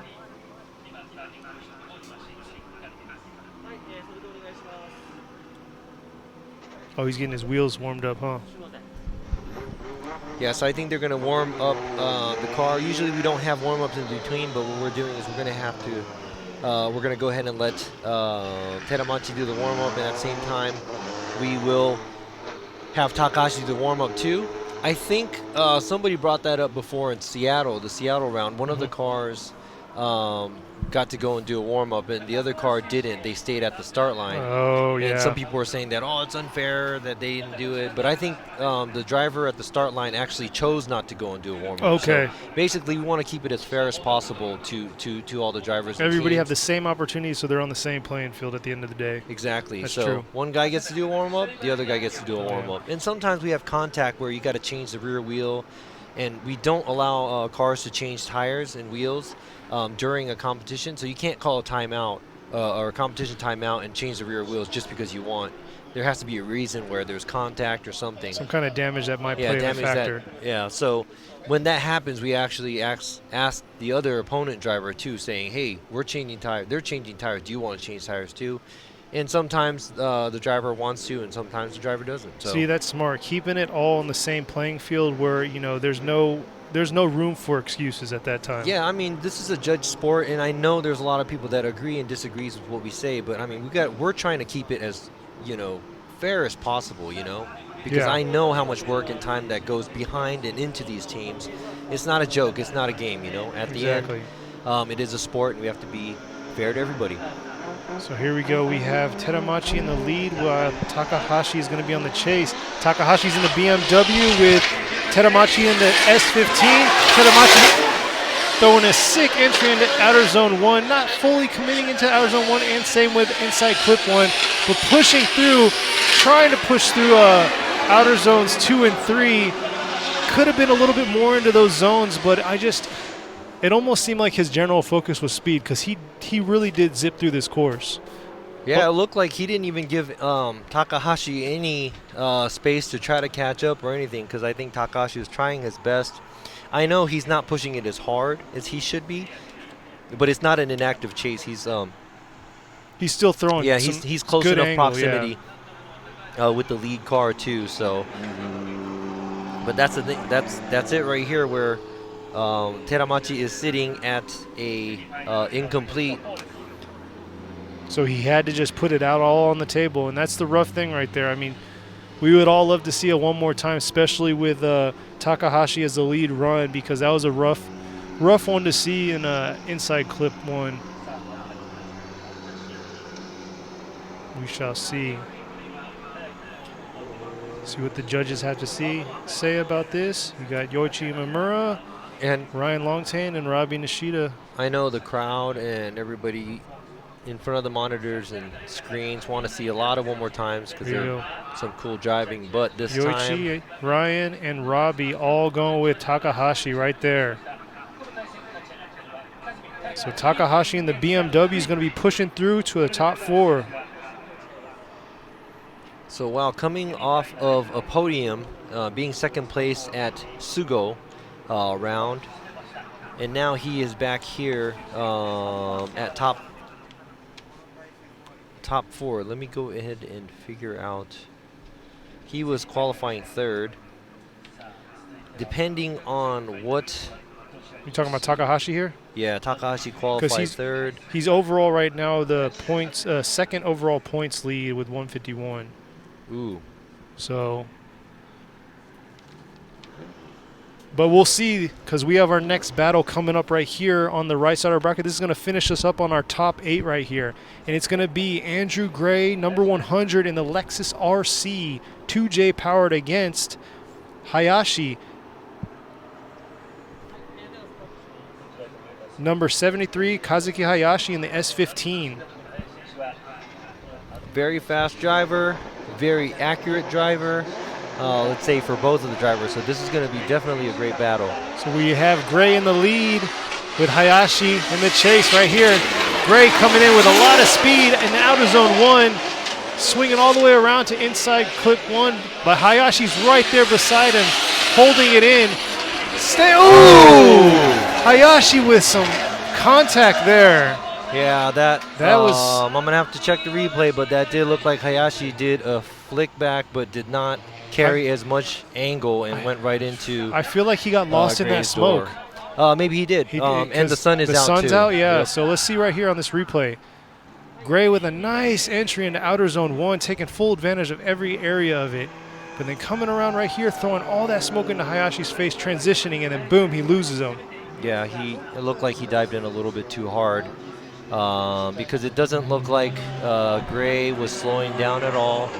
It looked like his pace was high, going through outside zone 2 to 3. Yeah. He had a good transition from 2 to 3, and it just seems like Hayashi just came in too hot and just kind of lost focus on where he was at.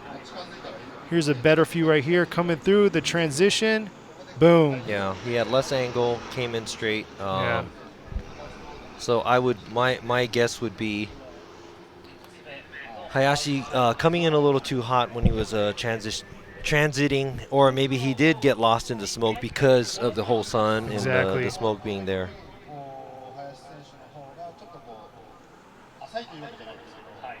We're going to go ahead and see here. We're going to have Hayashi on the lead with Gray on the chase. But like we were talking about, with this sun coming back out, it's going to be a factor right here in their vision. Yeah, because I think, factor with their vision, that's one important thing too. But the other important thing is your right arm is going to be darker than your left arm right now. It definitely is. And you're always on the sunny side. I am. I literally am. But see, we can't drop this because then we can't see. Yeah. So it looked like, I think they're checking Gray's car. Maybe it's a side skirt or something. maybe they're taping it up, making sure that it's secure, it doesn't get into any way. Beautiful car, though. Still. Oh yeah, I mean it's a beautiful car. It's a slick car, has Yeah. nice body lines and everything. Yeah, I would take a dented RC over any other car that I currently Have at your have. shop. Yeah. So, but most definitely, Andy had a sweet entry there. Andrew Gray. Yeah, that was a very nice lead run from Andrew Gray. And Hayashi did a slightly different style entry, but he caught right up, you know. So it was kind of one of those, he measured what he had to do to end up lining up where Gray would be at. Exactly. So That's this like is this is a lot of thought put into how he's going to make the entry. And we have that in the U.S. as well. A lot of the spotters know how their opponents enter and the speeds and all this other stuff. And the spotter is one of the key factor for a good team to actually move on, because the spotter would give out the correct how can I say it? Information for them to the drivers so they could follow that. You're definitely right on that, and especially going from after going from top 32 to 16, there's a little bit of time that they can study their opponents, but going from 16 to 8 and so on and so forth, they don't have as much time to make adjustments. So these drivers got to adjust themselves to know what they got to do with their vehicles. Especially at top 32, it's like boom. Sometimes you're just going against a guy you never seen before. Yep. So here we go. We got Hayashi in the lead with Gray following. Hayashi throwing it down, coming to outer zone 1, but Gray's right there, trying to catch back up on him, right on his door, swinging out of inside clip 1 to outer zone 2. And here we go. Gray's trying to keep that proximity, and Gray definitely had a shorter, a little shallower line outer zone 3, but Hayashi wasn't too crazy outside there also. But let's see the replay, get a better view of it. Yeah, so I would have to say after watching this, I mean, Hayashi's car is on fire, because I know Andrew's car isn't, lower powered. Gray had to cheat the line a little bit at outside zone 1 and outside zone 3 just to keep up with Hayashi. So it looks like Hayashi is just blazing through this track. Yeah. But at the same time, the way Hayashi makes a transition from outside zone 2 to 3, he looks like he kind of shallows up and the car moves forward straight. So they're definitely looking to, try to get the car forward as fast as possible, Yeah, probably wasn't the, one of Gray's best runs, but the biggest thing is, Hayashi made a huge mistake coming from outer zone 2 to 3 on his chase, which is really going to play a huge factor. Yeah, and that's exactly what I was saying about the lead run that Hayashi did. It was in between outside zone 2 to 3, where he pushed too hard going forward, and here you go, all the judges going for Andrew Gray right here on that. So there's your final for the top 4 is Andrew Gray. Okay, now I just noticed this, but Andrew Gray is qualifying number 2 going against Takahashi. Qualifying number 3. Yamashita qualifying number 1 going against qualifying number 4. So we actually got the top 4 of the qualifying here all at the finals. So there was no big mix-up. It was straight up. Whoever qualified high is going to make it all the way. Welcome back, ladies and gentlemen, to the day 2 of round 3 of the 2020 Formula Drift Japan Series here at Ebisu Circuit West Course in the Fukushima Prefecture. If you're just now tuning in, we just got done with our grade 8, and now we're moving on to our final 4. If you're just now tuning in, you missed out. But luckily, they can still watch it. You can go back and watch it. Exactly. So maybe you didn't miss out. Maybe, they strategically planned this to, And you're like, you know what? I don't want to sit through some of this stuff. I'm just going to... Cutting some of the commercials or something. I don't know. But knowing it before everybody else, that's the beauty of it. That's true. That's the beauty of watching it live. And speaking of live, we're not going to have any spectators for the Okayama round, and I think they just announced that too. Unfortunately, we don't have any spectators here either. It sucks. But we have you guys watching us on screen. Thank you very much for tuning in. Thank you. And to the FD USA guys and the drivers and everybody that's all over the world, if you're watching this, hello from FD Japan, the staff. Everybody misses you guys. Can't wait for this whole thing to clear up so we could all start doing this. And one day we're going to do remember we were talking about the whole World Championship thing we were talking about? Drift Olympics. Drift Olympics. There you go. All right, so here we go for our first competition of the top 4 is going to be our number 1 qualifier, Koichi Yamashita in his JZX 100 Mark II, along with Shinji Manoa in his JZX 100 Mark II. Here he goes, Yamashita in the lead with Manoa in the chase. Manoa getting a little left behind there, but trying to catch up in this outer zone 1 to inside clip 1, but Yamashita just pushing through, and Manoa's just trying to keep up with him the whole way through, trying to sacrifice a little bit of his depth inside these outer zones. Manoa just trying to had to. Yeah, I know both of the cars supposed to be fast. I don't know if he missed the timing or anything on the straightaway or anything, but man, yeah, Yamashita is blazing through the track. He did gap him pretty good right here. There's about two car lengths behind, and Manoa looks like he had to kind of shallow up on the angle to try to play catch up with Yamashita. And right here, it looks like he went in a little too fast, going from outside zone 2 to 3, which ended up letting him widen the in clip 2. Yeah, completely kind of missing in clip 2, but we'll just have to see what he's got to do for a lead run on here. But yes, Yamashita definitely just pulled away from him from the jump. So not sure if he kind of timed it wrong, Shinji Manoa did, but we'll see here. Yeah, that was a good, no, and I'm sorry, we didn't even focus. It's so normal now that Yamashita is going to do a good lead run, but that was a really good lead run from Yamashita. It was. Oh, hands down, yeah, it was. He's been throwing down good runs all day long, so that's probably why it's the norm that we didn't say much about that. But yes, like I said last match, he's came here to make a statement. And not to pressure anybody, Manoa has to beat Yamashita to podium. Yes. Because he's 4th, and Gray and Takahashi on the other side of the ladder is 2nd and 3rd place. Which we already talked about the overall points. Gray's in the 3rd, and Takahashi's actually 2nd in overall points for the series. So that's huge for both of them, and it's going to be a good battle for them. Yeah, and since we have a qualify and we don't do a 3rd place round here in FD Japan. Here we go. We got Manoa in the lead. He's going to throw down the best run he can throw. But Yamashita's right there on his backside in outer zone 1, sweeping into inside clip 1. Yamashita's still right there on his back quarter panel, swinging around. But man, Manoa threw some serious angle coming to outer zone 2 to outer zone 3. Man, I want to see that over and over and over. That was nice. Yeah, I mean, if you guys don't mind, if we have one more time every round, we can go ahead and do that too. You just got to ask us. This sun right here. I don't know about the drivers and teams going to be happy, but it looks like Yamashita has, he's closer in proximity throughout the track more than when Manoa was chasing Yamashita. But right here, the flick from Manoa was really cool, but at the same time, not practical 100%. Yep, but Yamashita was right behind him, mirror imaging every move Manoa was doing. So I would say that was a great lead and a great chase. Man, very nice, very nice. Hopefully, you know, with the factors that Manoa did on his initial chase run, isn't going to hurt him too bad. But yes, as you guys realize, for his chase run, he did fall behind right there. But Yamashita was right there on his door the whole time. And we got Imamura, 1, 2, and 3. Lantain, and Nishida is going with Yamashita. Car number 8, Yamashita, who qualified first, and now he is in the finals. Unfortunate for Manoa.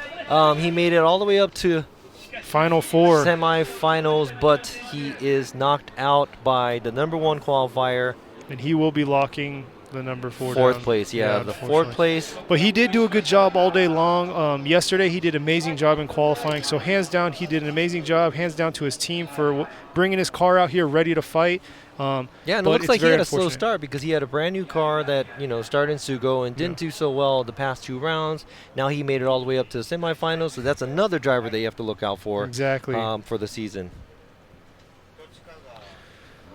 So our next battle coming up is going to be number 100, Andrew Gray, and his Lexus RC, and then we're going to also have his competitor he's going against is going to be Kazumi Takahashi and his BMW. And like we were just saying, so Takahashi right now is sitting in the 2nd overall. Let me get that correct before I tell you false information. But yeah, 2nd overall in points. Takahashi has 151, and then Andrew Gray over here is sitting in 3rd overall points at 141. Man, I got some news right now, though. Oh, What? never mind. He's coming out. Okay. Good. Well, I didn't want bad news, that's for sure. Oh, yeah, no. I have good news now. Okay. Andrew Gray is lining up. But Okay, the that's bad good. news was he wasn't coming out of his pit space. Oh, And, yeah, that was the bad news, but it turned into good news in a that's split good. second. And if you don't remember or you didn't stay tuned to our last competition at Okuibuki, Andrew Gray actually finished first there and solidified the win. So, Yeah, Yeah. but you know what? Looking at this right now, regardless what happens, both drivers, Gray and Takahashi, is already podium. secured in That's a podium. True. So that's true. for Gray, that'll be 2 podiums in a row. Takahashi, that's another podium from he was second place in Sugol. And hopefully, maybe Gray's just trying to keep the trend going, and he's gonna, since Mad Mike's not here, unfortunately, he's gonna go and keep the trend. That's right. We forgot about that. Yep. So the only winners here, since we started to do the Ebisu West round, it's been Andrew Gray, Mad Mike, Andrew Gray, Mad Mike. Well, I don't know if it was the other way around or Yeah, not. it's one of the two, but yeah, it's been a combination between the two of them. And unfortunately, with everything going on with COVID, Mad Mike's unfortunately not able to make it. But Andrew Gray's here, so hopefully he can keep that tradition going. But Takahashi has been throwing down these last 2 rounds, so we'll see what he's doing. And he's been throwing down the last 2 days also. So Yeah, I like that. Well, he's not lined up yet, but I'm going to like that view because that's a Lexus RC. Then you got an E92 BMW. Both beautiful cars. Look at these cars. I mean, is this the future right here? It's such a waste to go and bang these cars. That's true. These are very nice cars. Outside of drifting, they are nice cars individually. And especially these 2 cars too. I mean, they're beautiful. But they bring uniqueness. That's what you need to bring. They bring their own team flair with having a different car from everybody else. I like that a lot. Exactly. I like that a lot. Being different, having that different flair, and then bringing a different chassis into the mix. And competing it and bringing it to this level and being able to make it all the way this far with all these competitive and highly skilled drivers, other teams, other cars, that's something. So here we go. We're going to have Andrew Gray in the lead position while we have Takahashi in the chase. Andrew Gray once again bringing in some heat into outer zone 1. Sweeping through outer zone 1, but Takahashi's right there on his rear quarter panel, swinging around into outside zone 2. Oh, Andrew Gray just flooring through, committing to all of it right there in outer zone 3. Very nice by Andrew Gray. I don't know whose car it is, but from earlier I keep smelling burning oil. I think it's Takahashi's. It might be because I smelt it earlier when he was driving going, through. Yeah. So we're not sure, but I mean, he's definitely not letting that stop him. That's for sure. Right now, no, he's not. I mean, look at it. He is within good proximity, chasing Andrew Gray. A little bit of a hiccup over there at outside zone 2, but very great job by Andrew Gray with his lead run. And it looks like Takahashi is mimicking his lead run very well. Let's check this out from the drone footage that we have. Looks like Takahashi is equaling and also equaling the angle and the line. Andrew Gray is throwing down. Beautiful job by both drivers. I don't know which way it's going to go. Who knows? But there's two sides to this story, so we'll see how it goes this next run. Still getting this track cleared up. Luckily, we have a little breeze going. Sun's getting a little shaded by the clouds, so. Yeah, this is kind of cool. Like, this is almost like when I see it in the stateside events where we actually have to wait for the smoke to go away because of the sunlight. Okay. And the amount of smoke too. And for visibility, not all the cars are laying down this much smoke here in FD Japan, but these guys are definitely one of the top smoke layers, I guess. Smoke screeners, or whatever we can Smoke call slayers? Them. Yes. Tire slayers? Tire slayers. Well, tire slayers, yeah. There you go. So here we go. We got Takahashi that's going to go ahead and on the lead, while we have Andrew Gray that's going to be on the chase here. And like we were saying, they were both good drivers right here, about to throw in good runs. So Takahashi, here he goes, Takahashi on the lead with Gray on the chase. Takahashi coming in, fully committing into outer zone 1, swinging into inside clip 1, but Gray's right there on his door, just like Takahashi was pushing through. Andrew Gray's giving him no space to move. Coming into inside clip 1. Wow. What? Wow. WTF. I thought you were going to say OMT. No, I wasn't going to say that, but I was very, very amazing driving. Sounds like I just woke up right now because I'm super. Well, I've been excited the whole time, but it was like 120%. Look at the proximity, and look at the lead car. You cannot chase down a car that well unless the lead car is doing what they're supposed to. And this is a perfect example, if you guys could see. It's textbook right here, between a lead and a chase. Mimicking his line right there. Holding the angle all the way through. Slightly shallower angle through outside zone 1, but everything else looks like it's matching up very well. And here you go. This is one of the factors where you have angle, line. You have angle, line, and proximity. And if you have to sacrifice some of it to make it look good, to get as close as possible, you can, but at the same time you want to match it. And whoever matches it the best overall takes the win. So I'm really, really excited to see what the outcomes are for this battle. See what the rest of the judges have to say about it, because that was just an amazing run right there. It's going to be a tough one to judge off of, but I have the easy job of just talking about it.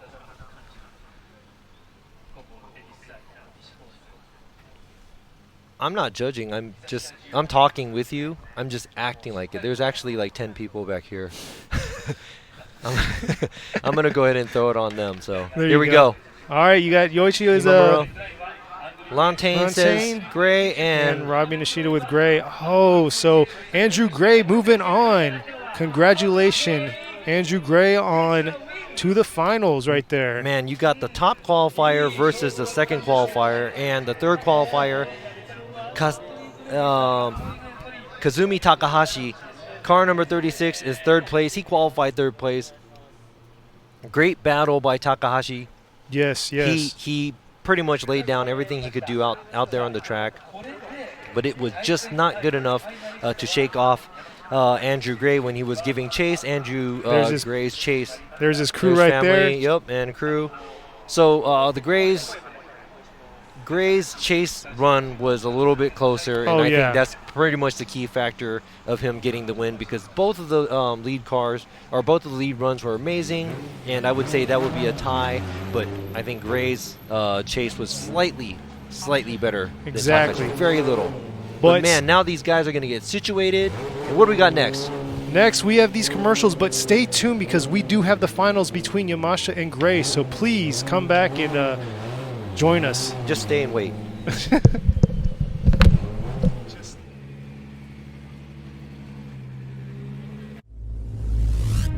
Pause.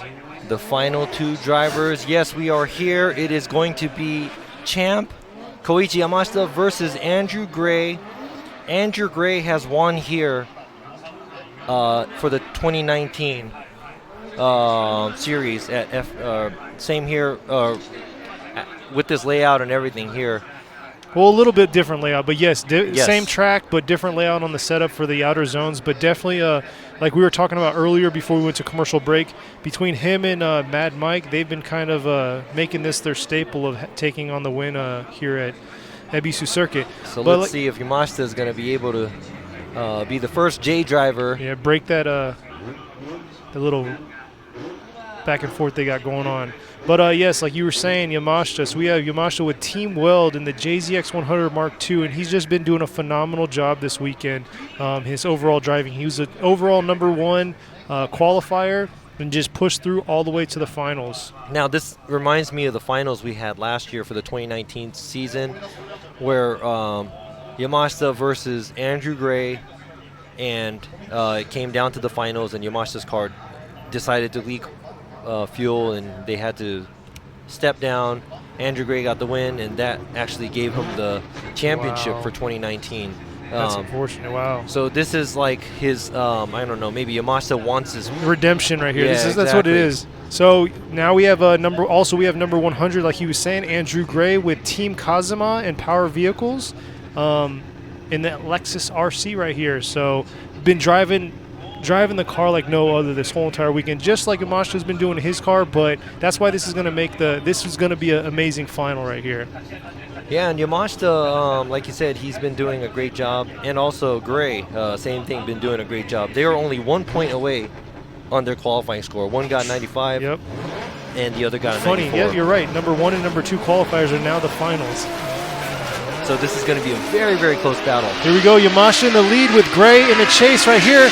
Yamashita coming in, but Gray giving him no space at all, and he's making this final right here what it needs to be.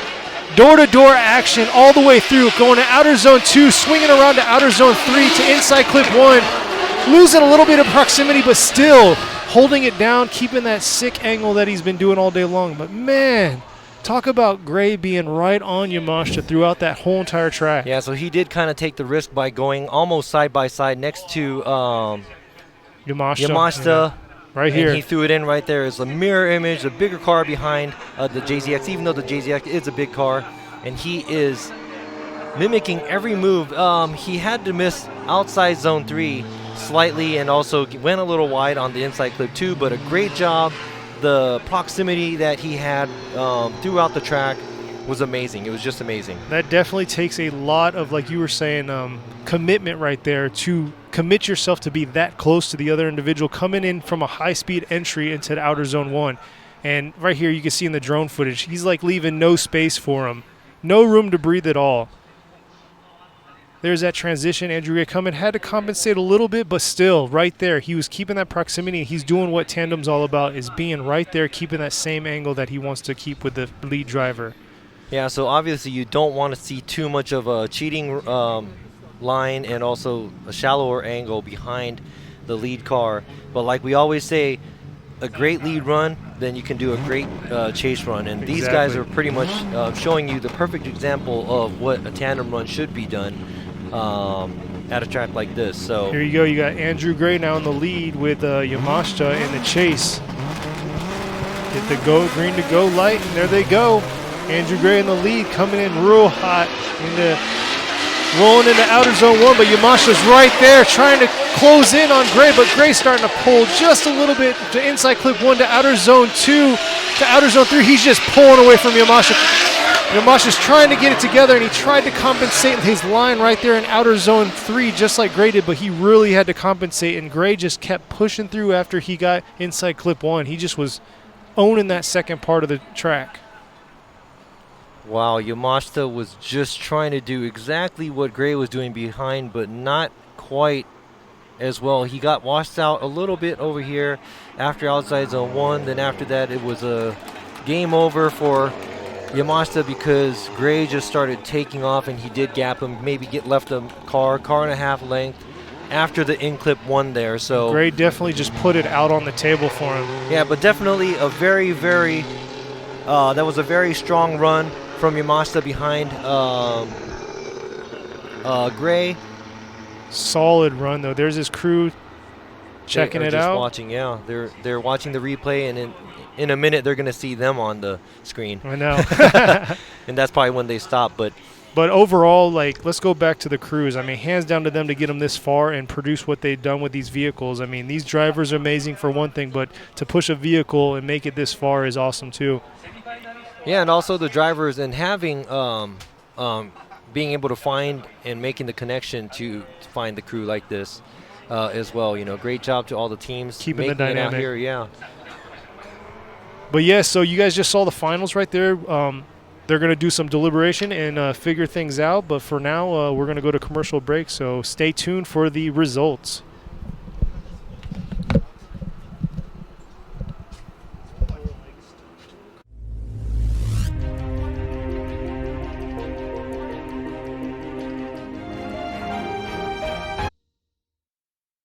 To round 3 of the 2020 Formula Drift Japan Series here at Ebisu Circuit West Course in Fukushima Prefecture, and we have some results for you. Yes, that was a long day, or felt like a long day. It did. But it wasn't that long. It was normal.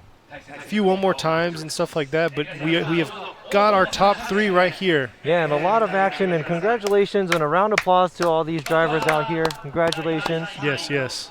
Now let's go ahead and announce the third place podium finisher for this round.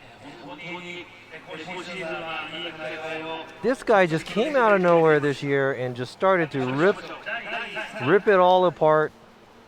Came in out of nowhere. TMS Racing Team, car number 36, Kazumi Takahashi and his Eurofighter BMW.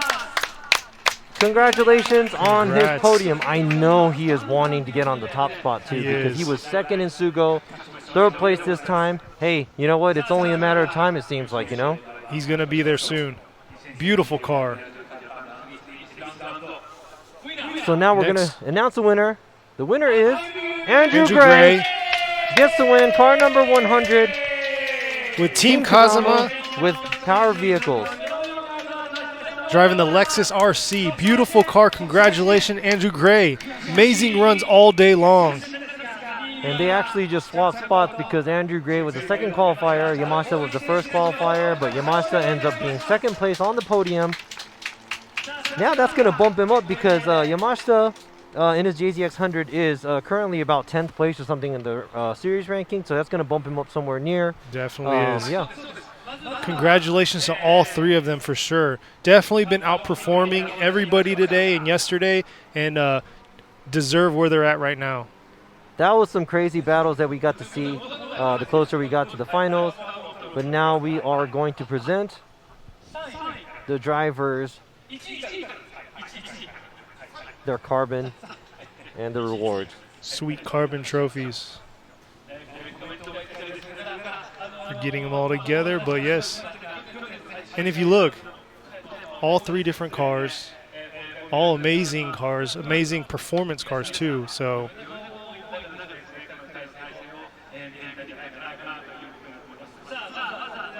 here we go. We have Formula Drift Japan founder Kazu Iwata giving the champ himself and Andrew Gray the trophy. That's 500,000 yen, so that's about 5 grand, and he also gets a G-Shock. I know he has a lot of those carbon trophies. So like we were saying earlier, if you didn't watch last round 2, he actually took round 2, and now he's taking round 3. So congratulations to him and his team. I mean, that's huge right there. Now going to second place winner. It's car number 8, Team Weld. Koichi Yamashita qualifying first. Ended up being second place on the podium, but hey, you know what? You're still on the podium, second place. The second closest place to being first place. Well, first closest place to being first with place. With a 200,000 yen check, which is about $2,000. So yeah. Hey, and a sweet watch too. Yeah. Man, I don't have a watch like that. Oh yeah, I do. I have a lot of G-Shocks. I like G-Shocks. And then Takahashi right here. Third place, podium winners, congratulations. With his G-Shock wash and his 100,000 yen check, which is about $1,000. But so the winner's interview, I will go ahead and translate this. You guys will hear it in English because he speaks English.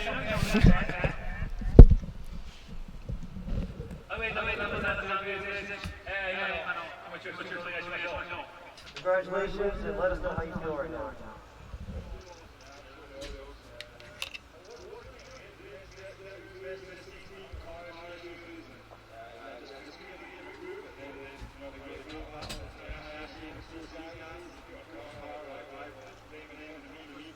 Red rule to a bull, so red rag to a bull. So yeah, I just charge after them and then start to really enjoy my drifting and work off the adrenaline. So yeah, it's awesome. Thanks so much for my team. You know, the work they do every event is what gives me such a great car. My sponsors, we've got an amazing list of guys that help us out through the season. And Ebisu Circuit, all the staff here putting on this event and giving us such a great home. So yeah, just thank everybody and can't wait for Okayama. もう素晴らしい気分です。今日は本当はですね、ここに入ってくるところなんですが、ベスト32とかベスト16、ここまで来るとちょっと若干自分でも思ってなくて、でも、戦いながらどんどんこういろんな強豪と戦った林選手なんかとね、戦った時もですね、どんどん自分の調子も上がっていって、もう本心、もうエンジョイだけしてやっていこうかなと思ってこの結果です。で本当にですね、この素晴らしい車を作ってくれたチーム、すべてのマネージメントをしてくれているチームなど、あとは支えてくれている皆さん、スポンサーの皆さんだったんですね、本当にありがとうございます。あとはここ、エビスサーキットのスタッフの皆さん、そしてエビスサーキット自体、本当にありがとうと言い切れません。なので、今度の岡山がすごく楽しみなので、皆さん本当にありがとうございます。Congratulations, Andrew Gray, on that. Yeah, this is almost like a home track for. This is almost like a home track for Andrew Gray, Andrew yeah. Gray and Power Vehicles because he's here, and he was thanking everybody. But even with his home track, I mean, we still threw him his challenges with setting the course up a little different than everybody's used to. So he definitely conquered every aspect of 非 it. 常に悔しいです。最後ちょっとビートが落ちました。左のタイヤの。それまではちょっといい走りができてたと思うんですけど、申し訳ないなと思いました。いやでもここまで、自分も支えてもらって、ファンの皆さんや、関係者の皆さん、本当にありがたいと思ってます。でもここで折り返し、岡山は取りに行きたいと、じゃないとちょっと離れちゃってるんでなんで、楽しく、また頑張りたいと思います。皆さんありがとうございました。で、エビスサーキットの皆さん、含めてありがとうございました。So I guess he was saying that he was able to try. He was trying to do the best, but at the end he dropped a bead, and you know he feels really bad for not being able to deliver what he was anticipating to do. Thank you very much for the fans and also the people who are doing. You know, has anything to do with the event. Really thank you. I would like to go all the way for Okayama, and I would like to enjoy it as well. So thank you very much to everybody, and also to Ebisu Circuit. Yes, congratulations, Yamashita, on that. Yeah, I just messed up. I could have just translated as they're speaking. I was wondering why you were writing things but down. I wrote it down yet. But impressive, bad though. Habit, bad habit. No, impressive. You're still doing a bigger job than most.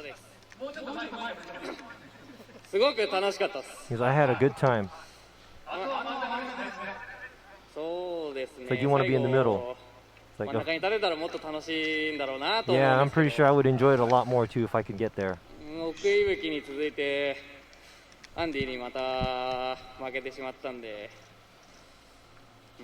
次は3度目の正直ということで、次は勝ちたいなと。I lost to Andy again. This is the second time I got beat by Andy, so third time's the charm. So I want to actually beat him next time. そうですね。できれば早めに立ちたいんですけど、そんな甘いもんじゃないの分かってるんで、この山下さんとアンディのね決勝戦とかすごい見てて、自分が走ってないのにやっぱテンション上がるんで、この2人の間に割って入れるように、自分がそこに行けるようにもうちょっと努力して、次は岡山は自分が真ん中に入れるようにまた頑張ります。It feels like he didn't have it, but watching these guys run, he would like to actually get in between them and do a better job than them and hurry up and make his way up to the top spot, because you know he hasn't been able to get to there, and he blames himself for that. But he's going to try harder to be able to come up and get the top spot, stand in the middle of the podium. And he's really looking forward to that because he thinks that that's probably going to be the funnest place to be. So I agree. Still, Takahashi, congratulations. Yep. Still, congratulations. Did some amazing driving. I think his time is going to come, like honestly, because all I've seen is some great driving from this guy in his new car. And he's producing every time. So it's just a matter of time, like you said. Third time could be a charm at Okayama.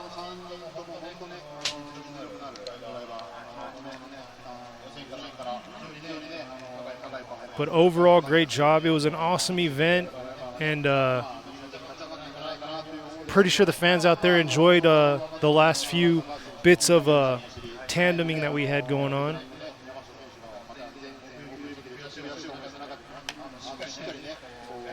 But for those of you out there, the next event's going to be round 4 at Okayama International Circuit. That's going to be on October 10th. But before October 10th, what do we have going on next weekend?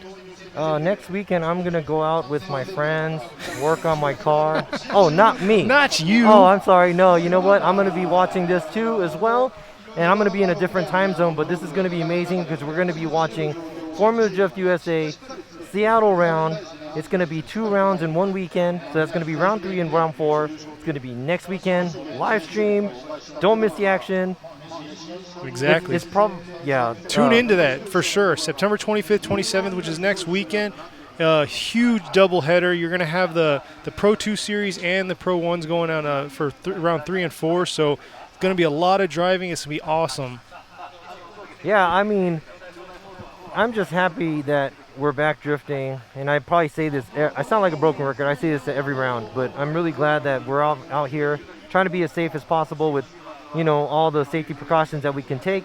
All these guys, I know it's really hard to, you know, get parts delivered to you, keep the upkeep of the cars, going to practice. It's so tough to do anything right now, and we're making it happen. And I can't say, I can say that I'm super proud of the guys that we work with. You know, congratulations to FD US for getting the round started. FD Japan, this is round 3, and also the drivers out there, Exactly. teams, coming out here and putting up a great fight and showing us something incredible. Yep. All I can say is this is just super amazing. I can't thank everybody. I'm going to throw a shout out to the crew out here, the backstage crews that making this happen, making this live feed happen and everything like that. But we are, you know, grateful for all you fans out there. That's what we do it for. We want to get you guys engaged and make sure you guys know what's going on in this drift world, especially in Formula Drift Japan. And it's awesome to see other areas, other countries of the world checking us out and tuning into what we have to offer out here at Formula Drift Japan, but also tuning into Formula Drift in the United States. So. Yeah, thank you very much. And like you just said right now, you know, you guys are making it happen. Thank you very much. Thank you for all the comments. Thank you for, you know, for people who are staying up to watch this. And thank you very much for Ryan Lontaine on the other side of the world, being a remote judge, and everybody else supporting us. Thank you, thank you, thank you. And I'm just going to keep saying thank you. Yeah, so can't maybe say I thank should you cut, enough. Maybe I should cut my mic off. But yes, last but not least, thank you to Ebisu for hosting us and allowing us to use the track. And if you ever make it to Japan, definitely hit this place up. 7 tracks. I mean, you can't. It's literally a grown man drifter's paradise, man or woman's paradise. So yeah, this is like a amusement park for adults. exactly. You know? And you got a zoo too. So yeah, I you mean, got a zoo too. Yeah, and you know what? I drive okay. I'm not horrible, but I've been coming to Ebisu so many years and practicing and driving here, and I picked up my skills by doing that. So wanting to become a good driver too should be something in your list of to do. You know, a bucket list where you want to come and drift. So even if you want to come and enjoy the drift taxi here, or if you want to, you know, just come and hang out, check out all the, you know, teams and cars that are driving around. Yeah. You can also see the scenery too. This is just a beautiful location, beautiful area, and overall just fantastic place to be. So thank you all for tuning in, and you know, we hope to see you guys coming back for Okayama when we host it. But thank you very much. Yeah, and congratulations to all the drivers and all the teams that are out here and the spectators. Well, not spectators, but you guys watching us. Thank you very much. Hopefully I will be able to see you next weekend or at Okayama round.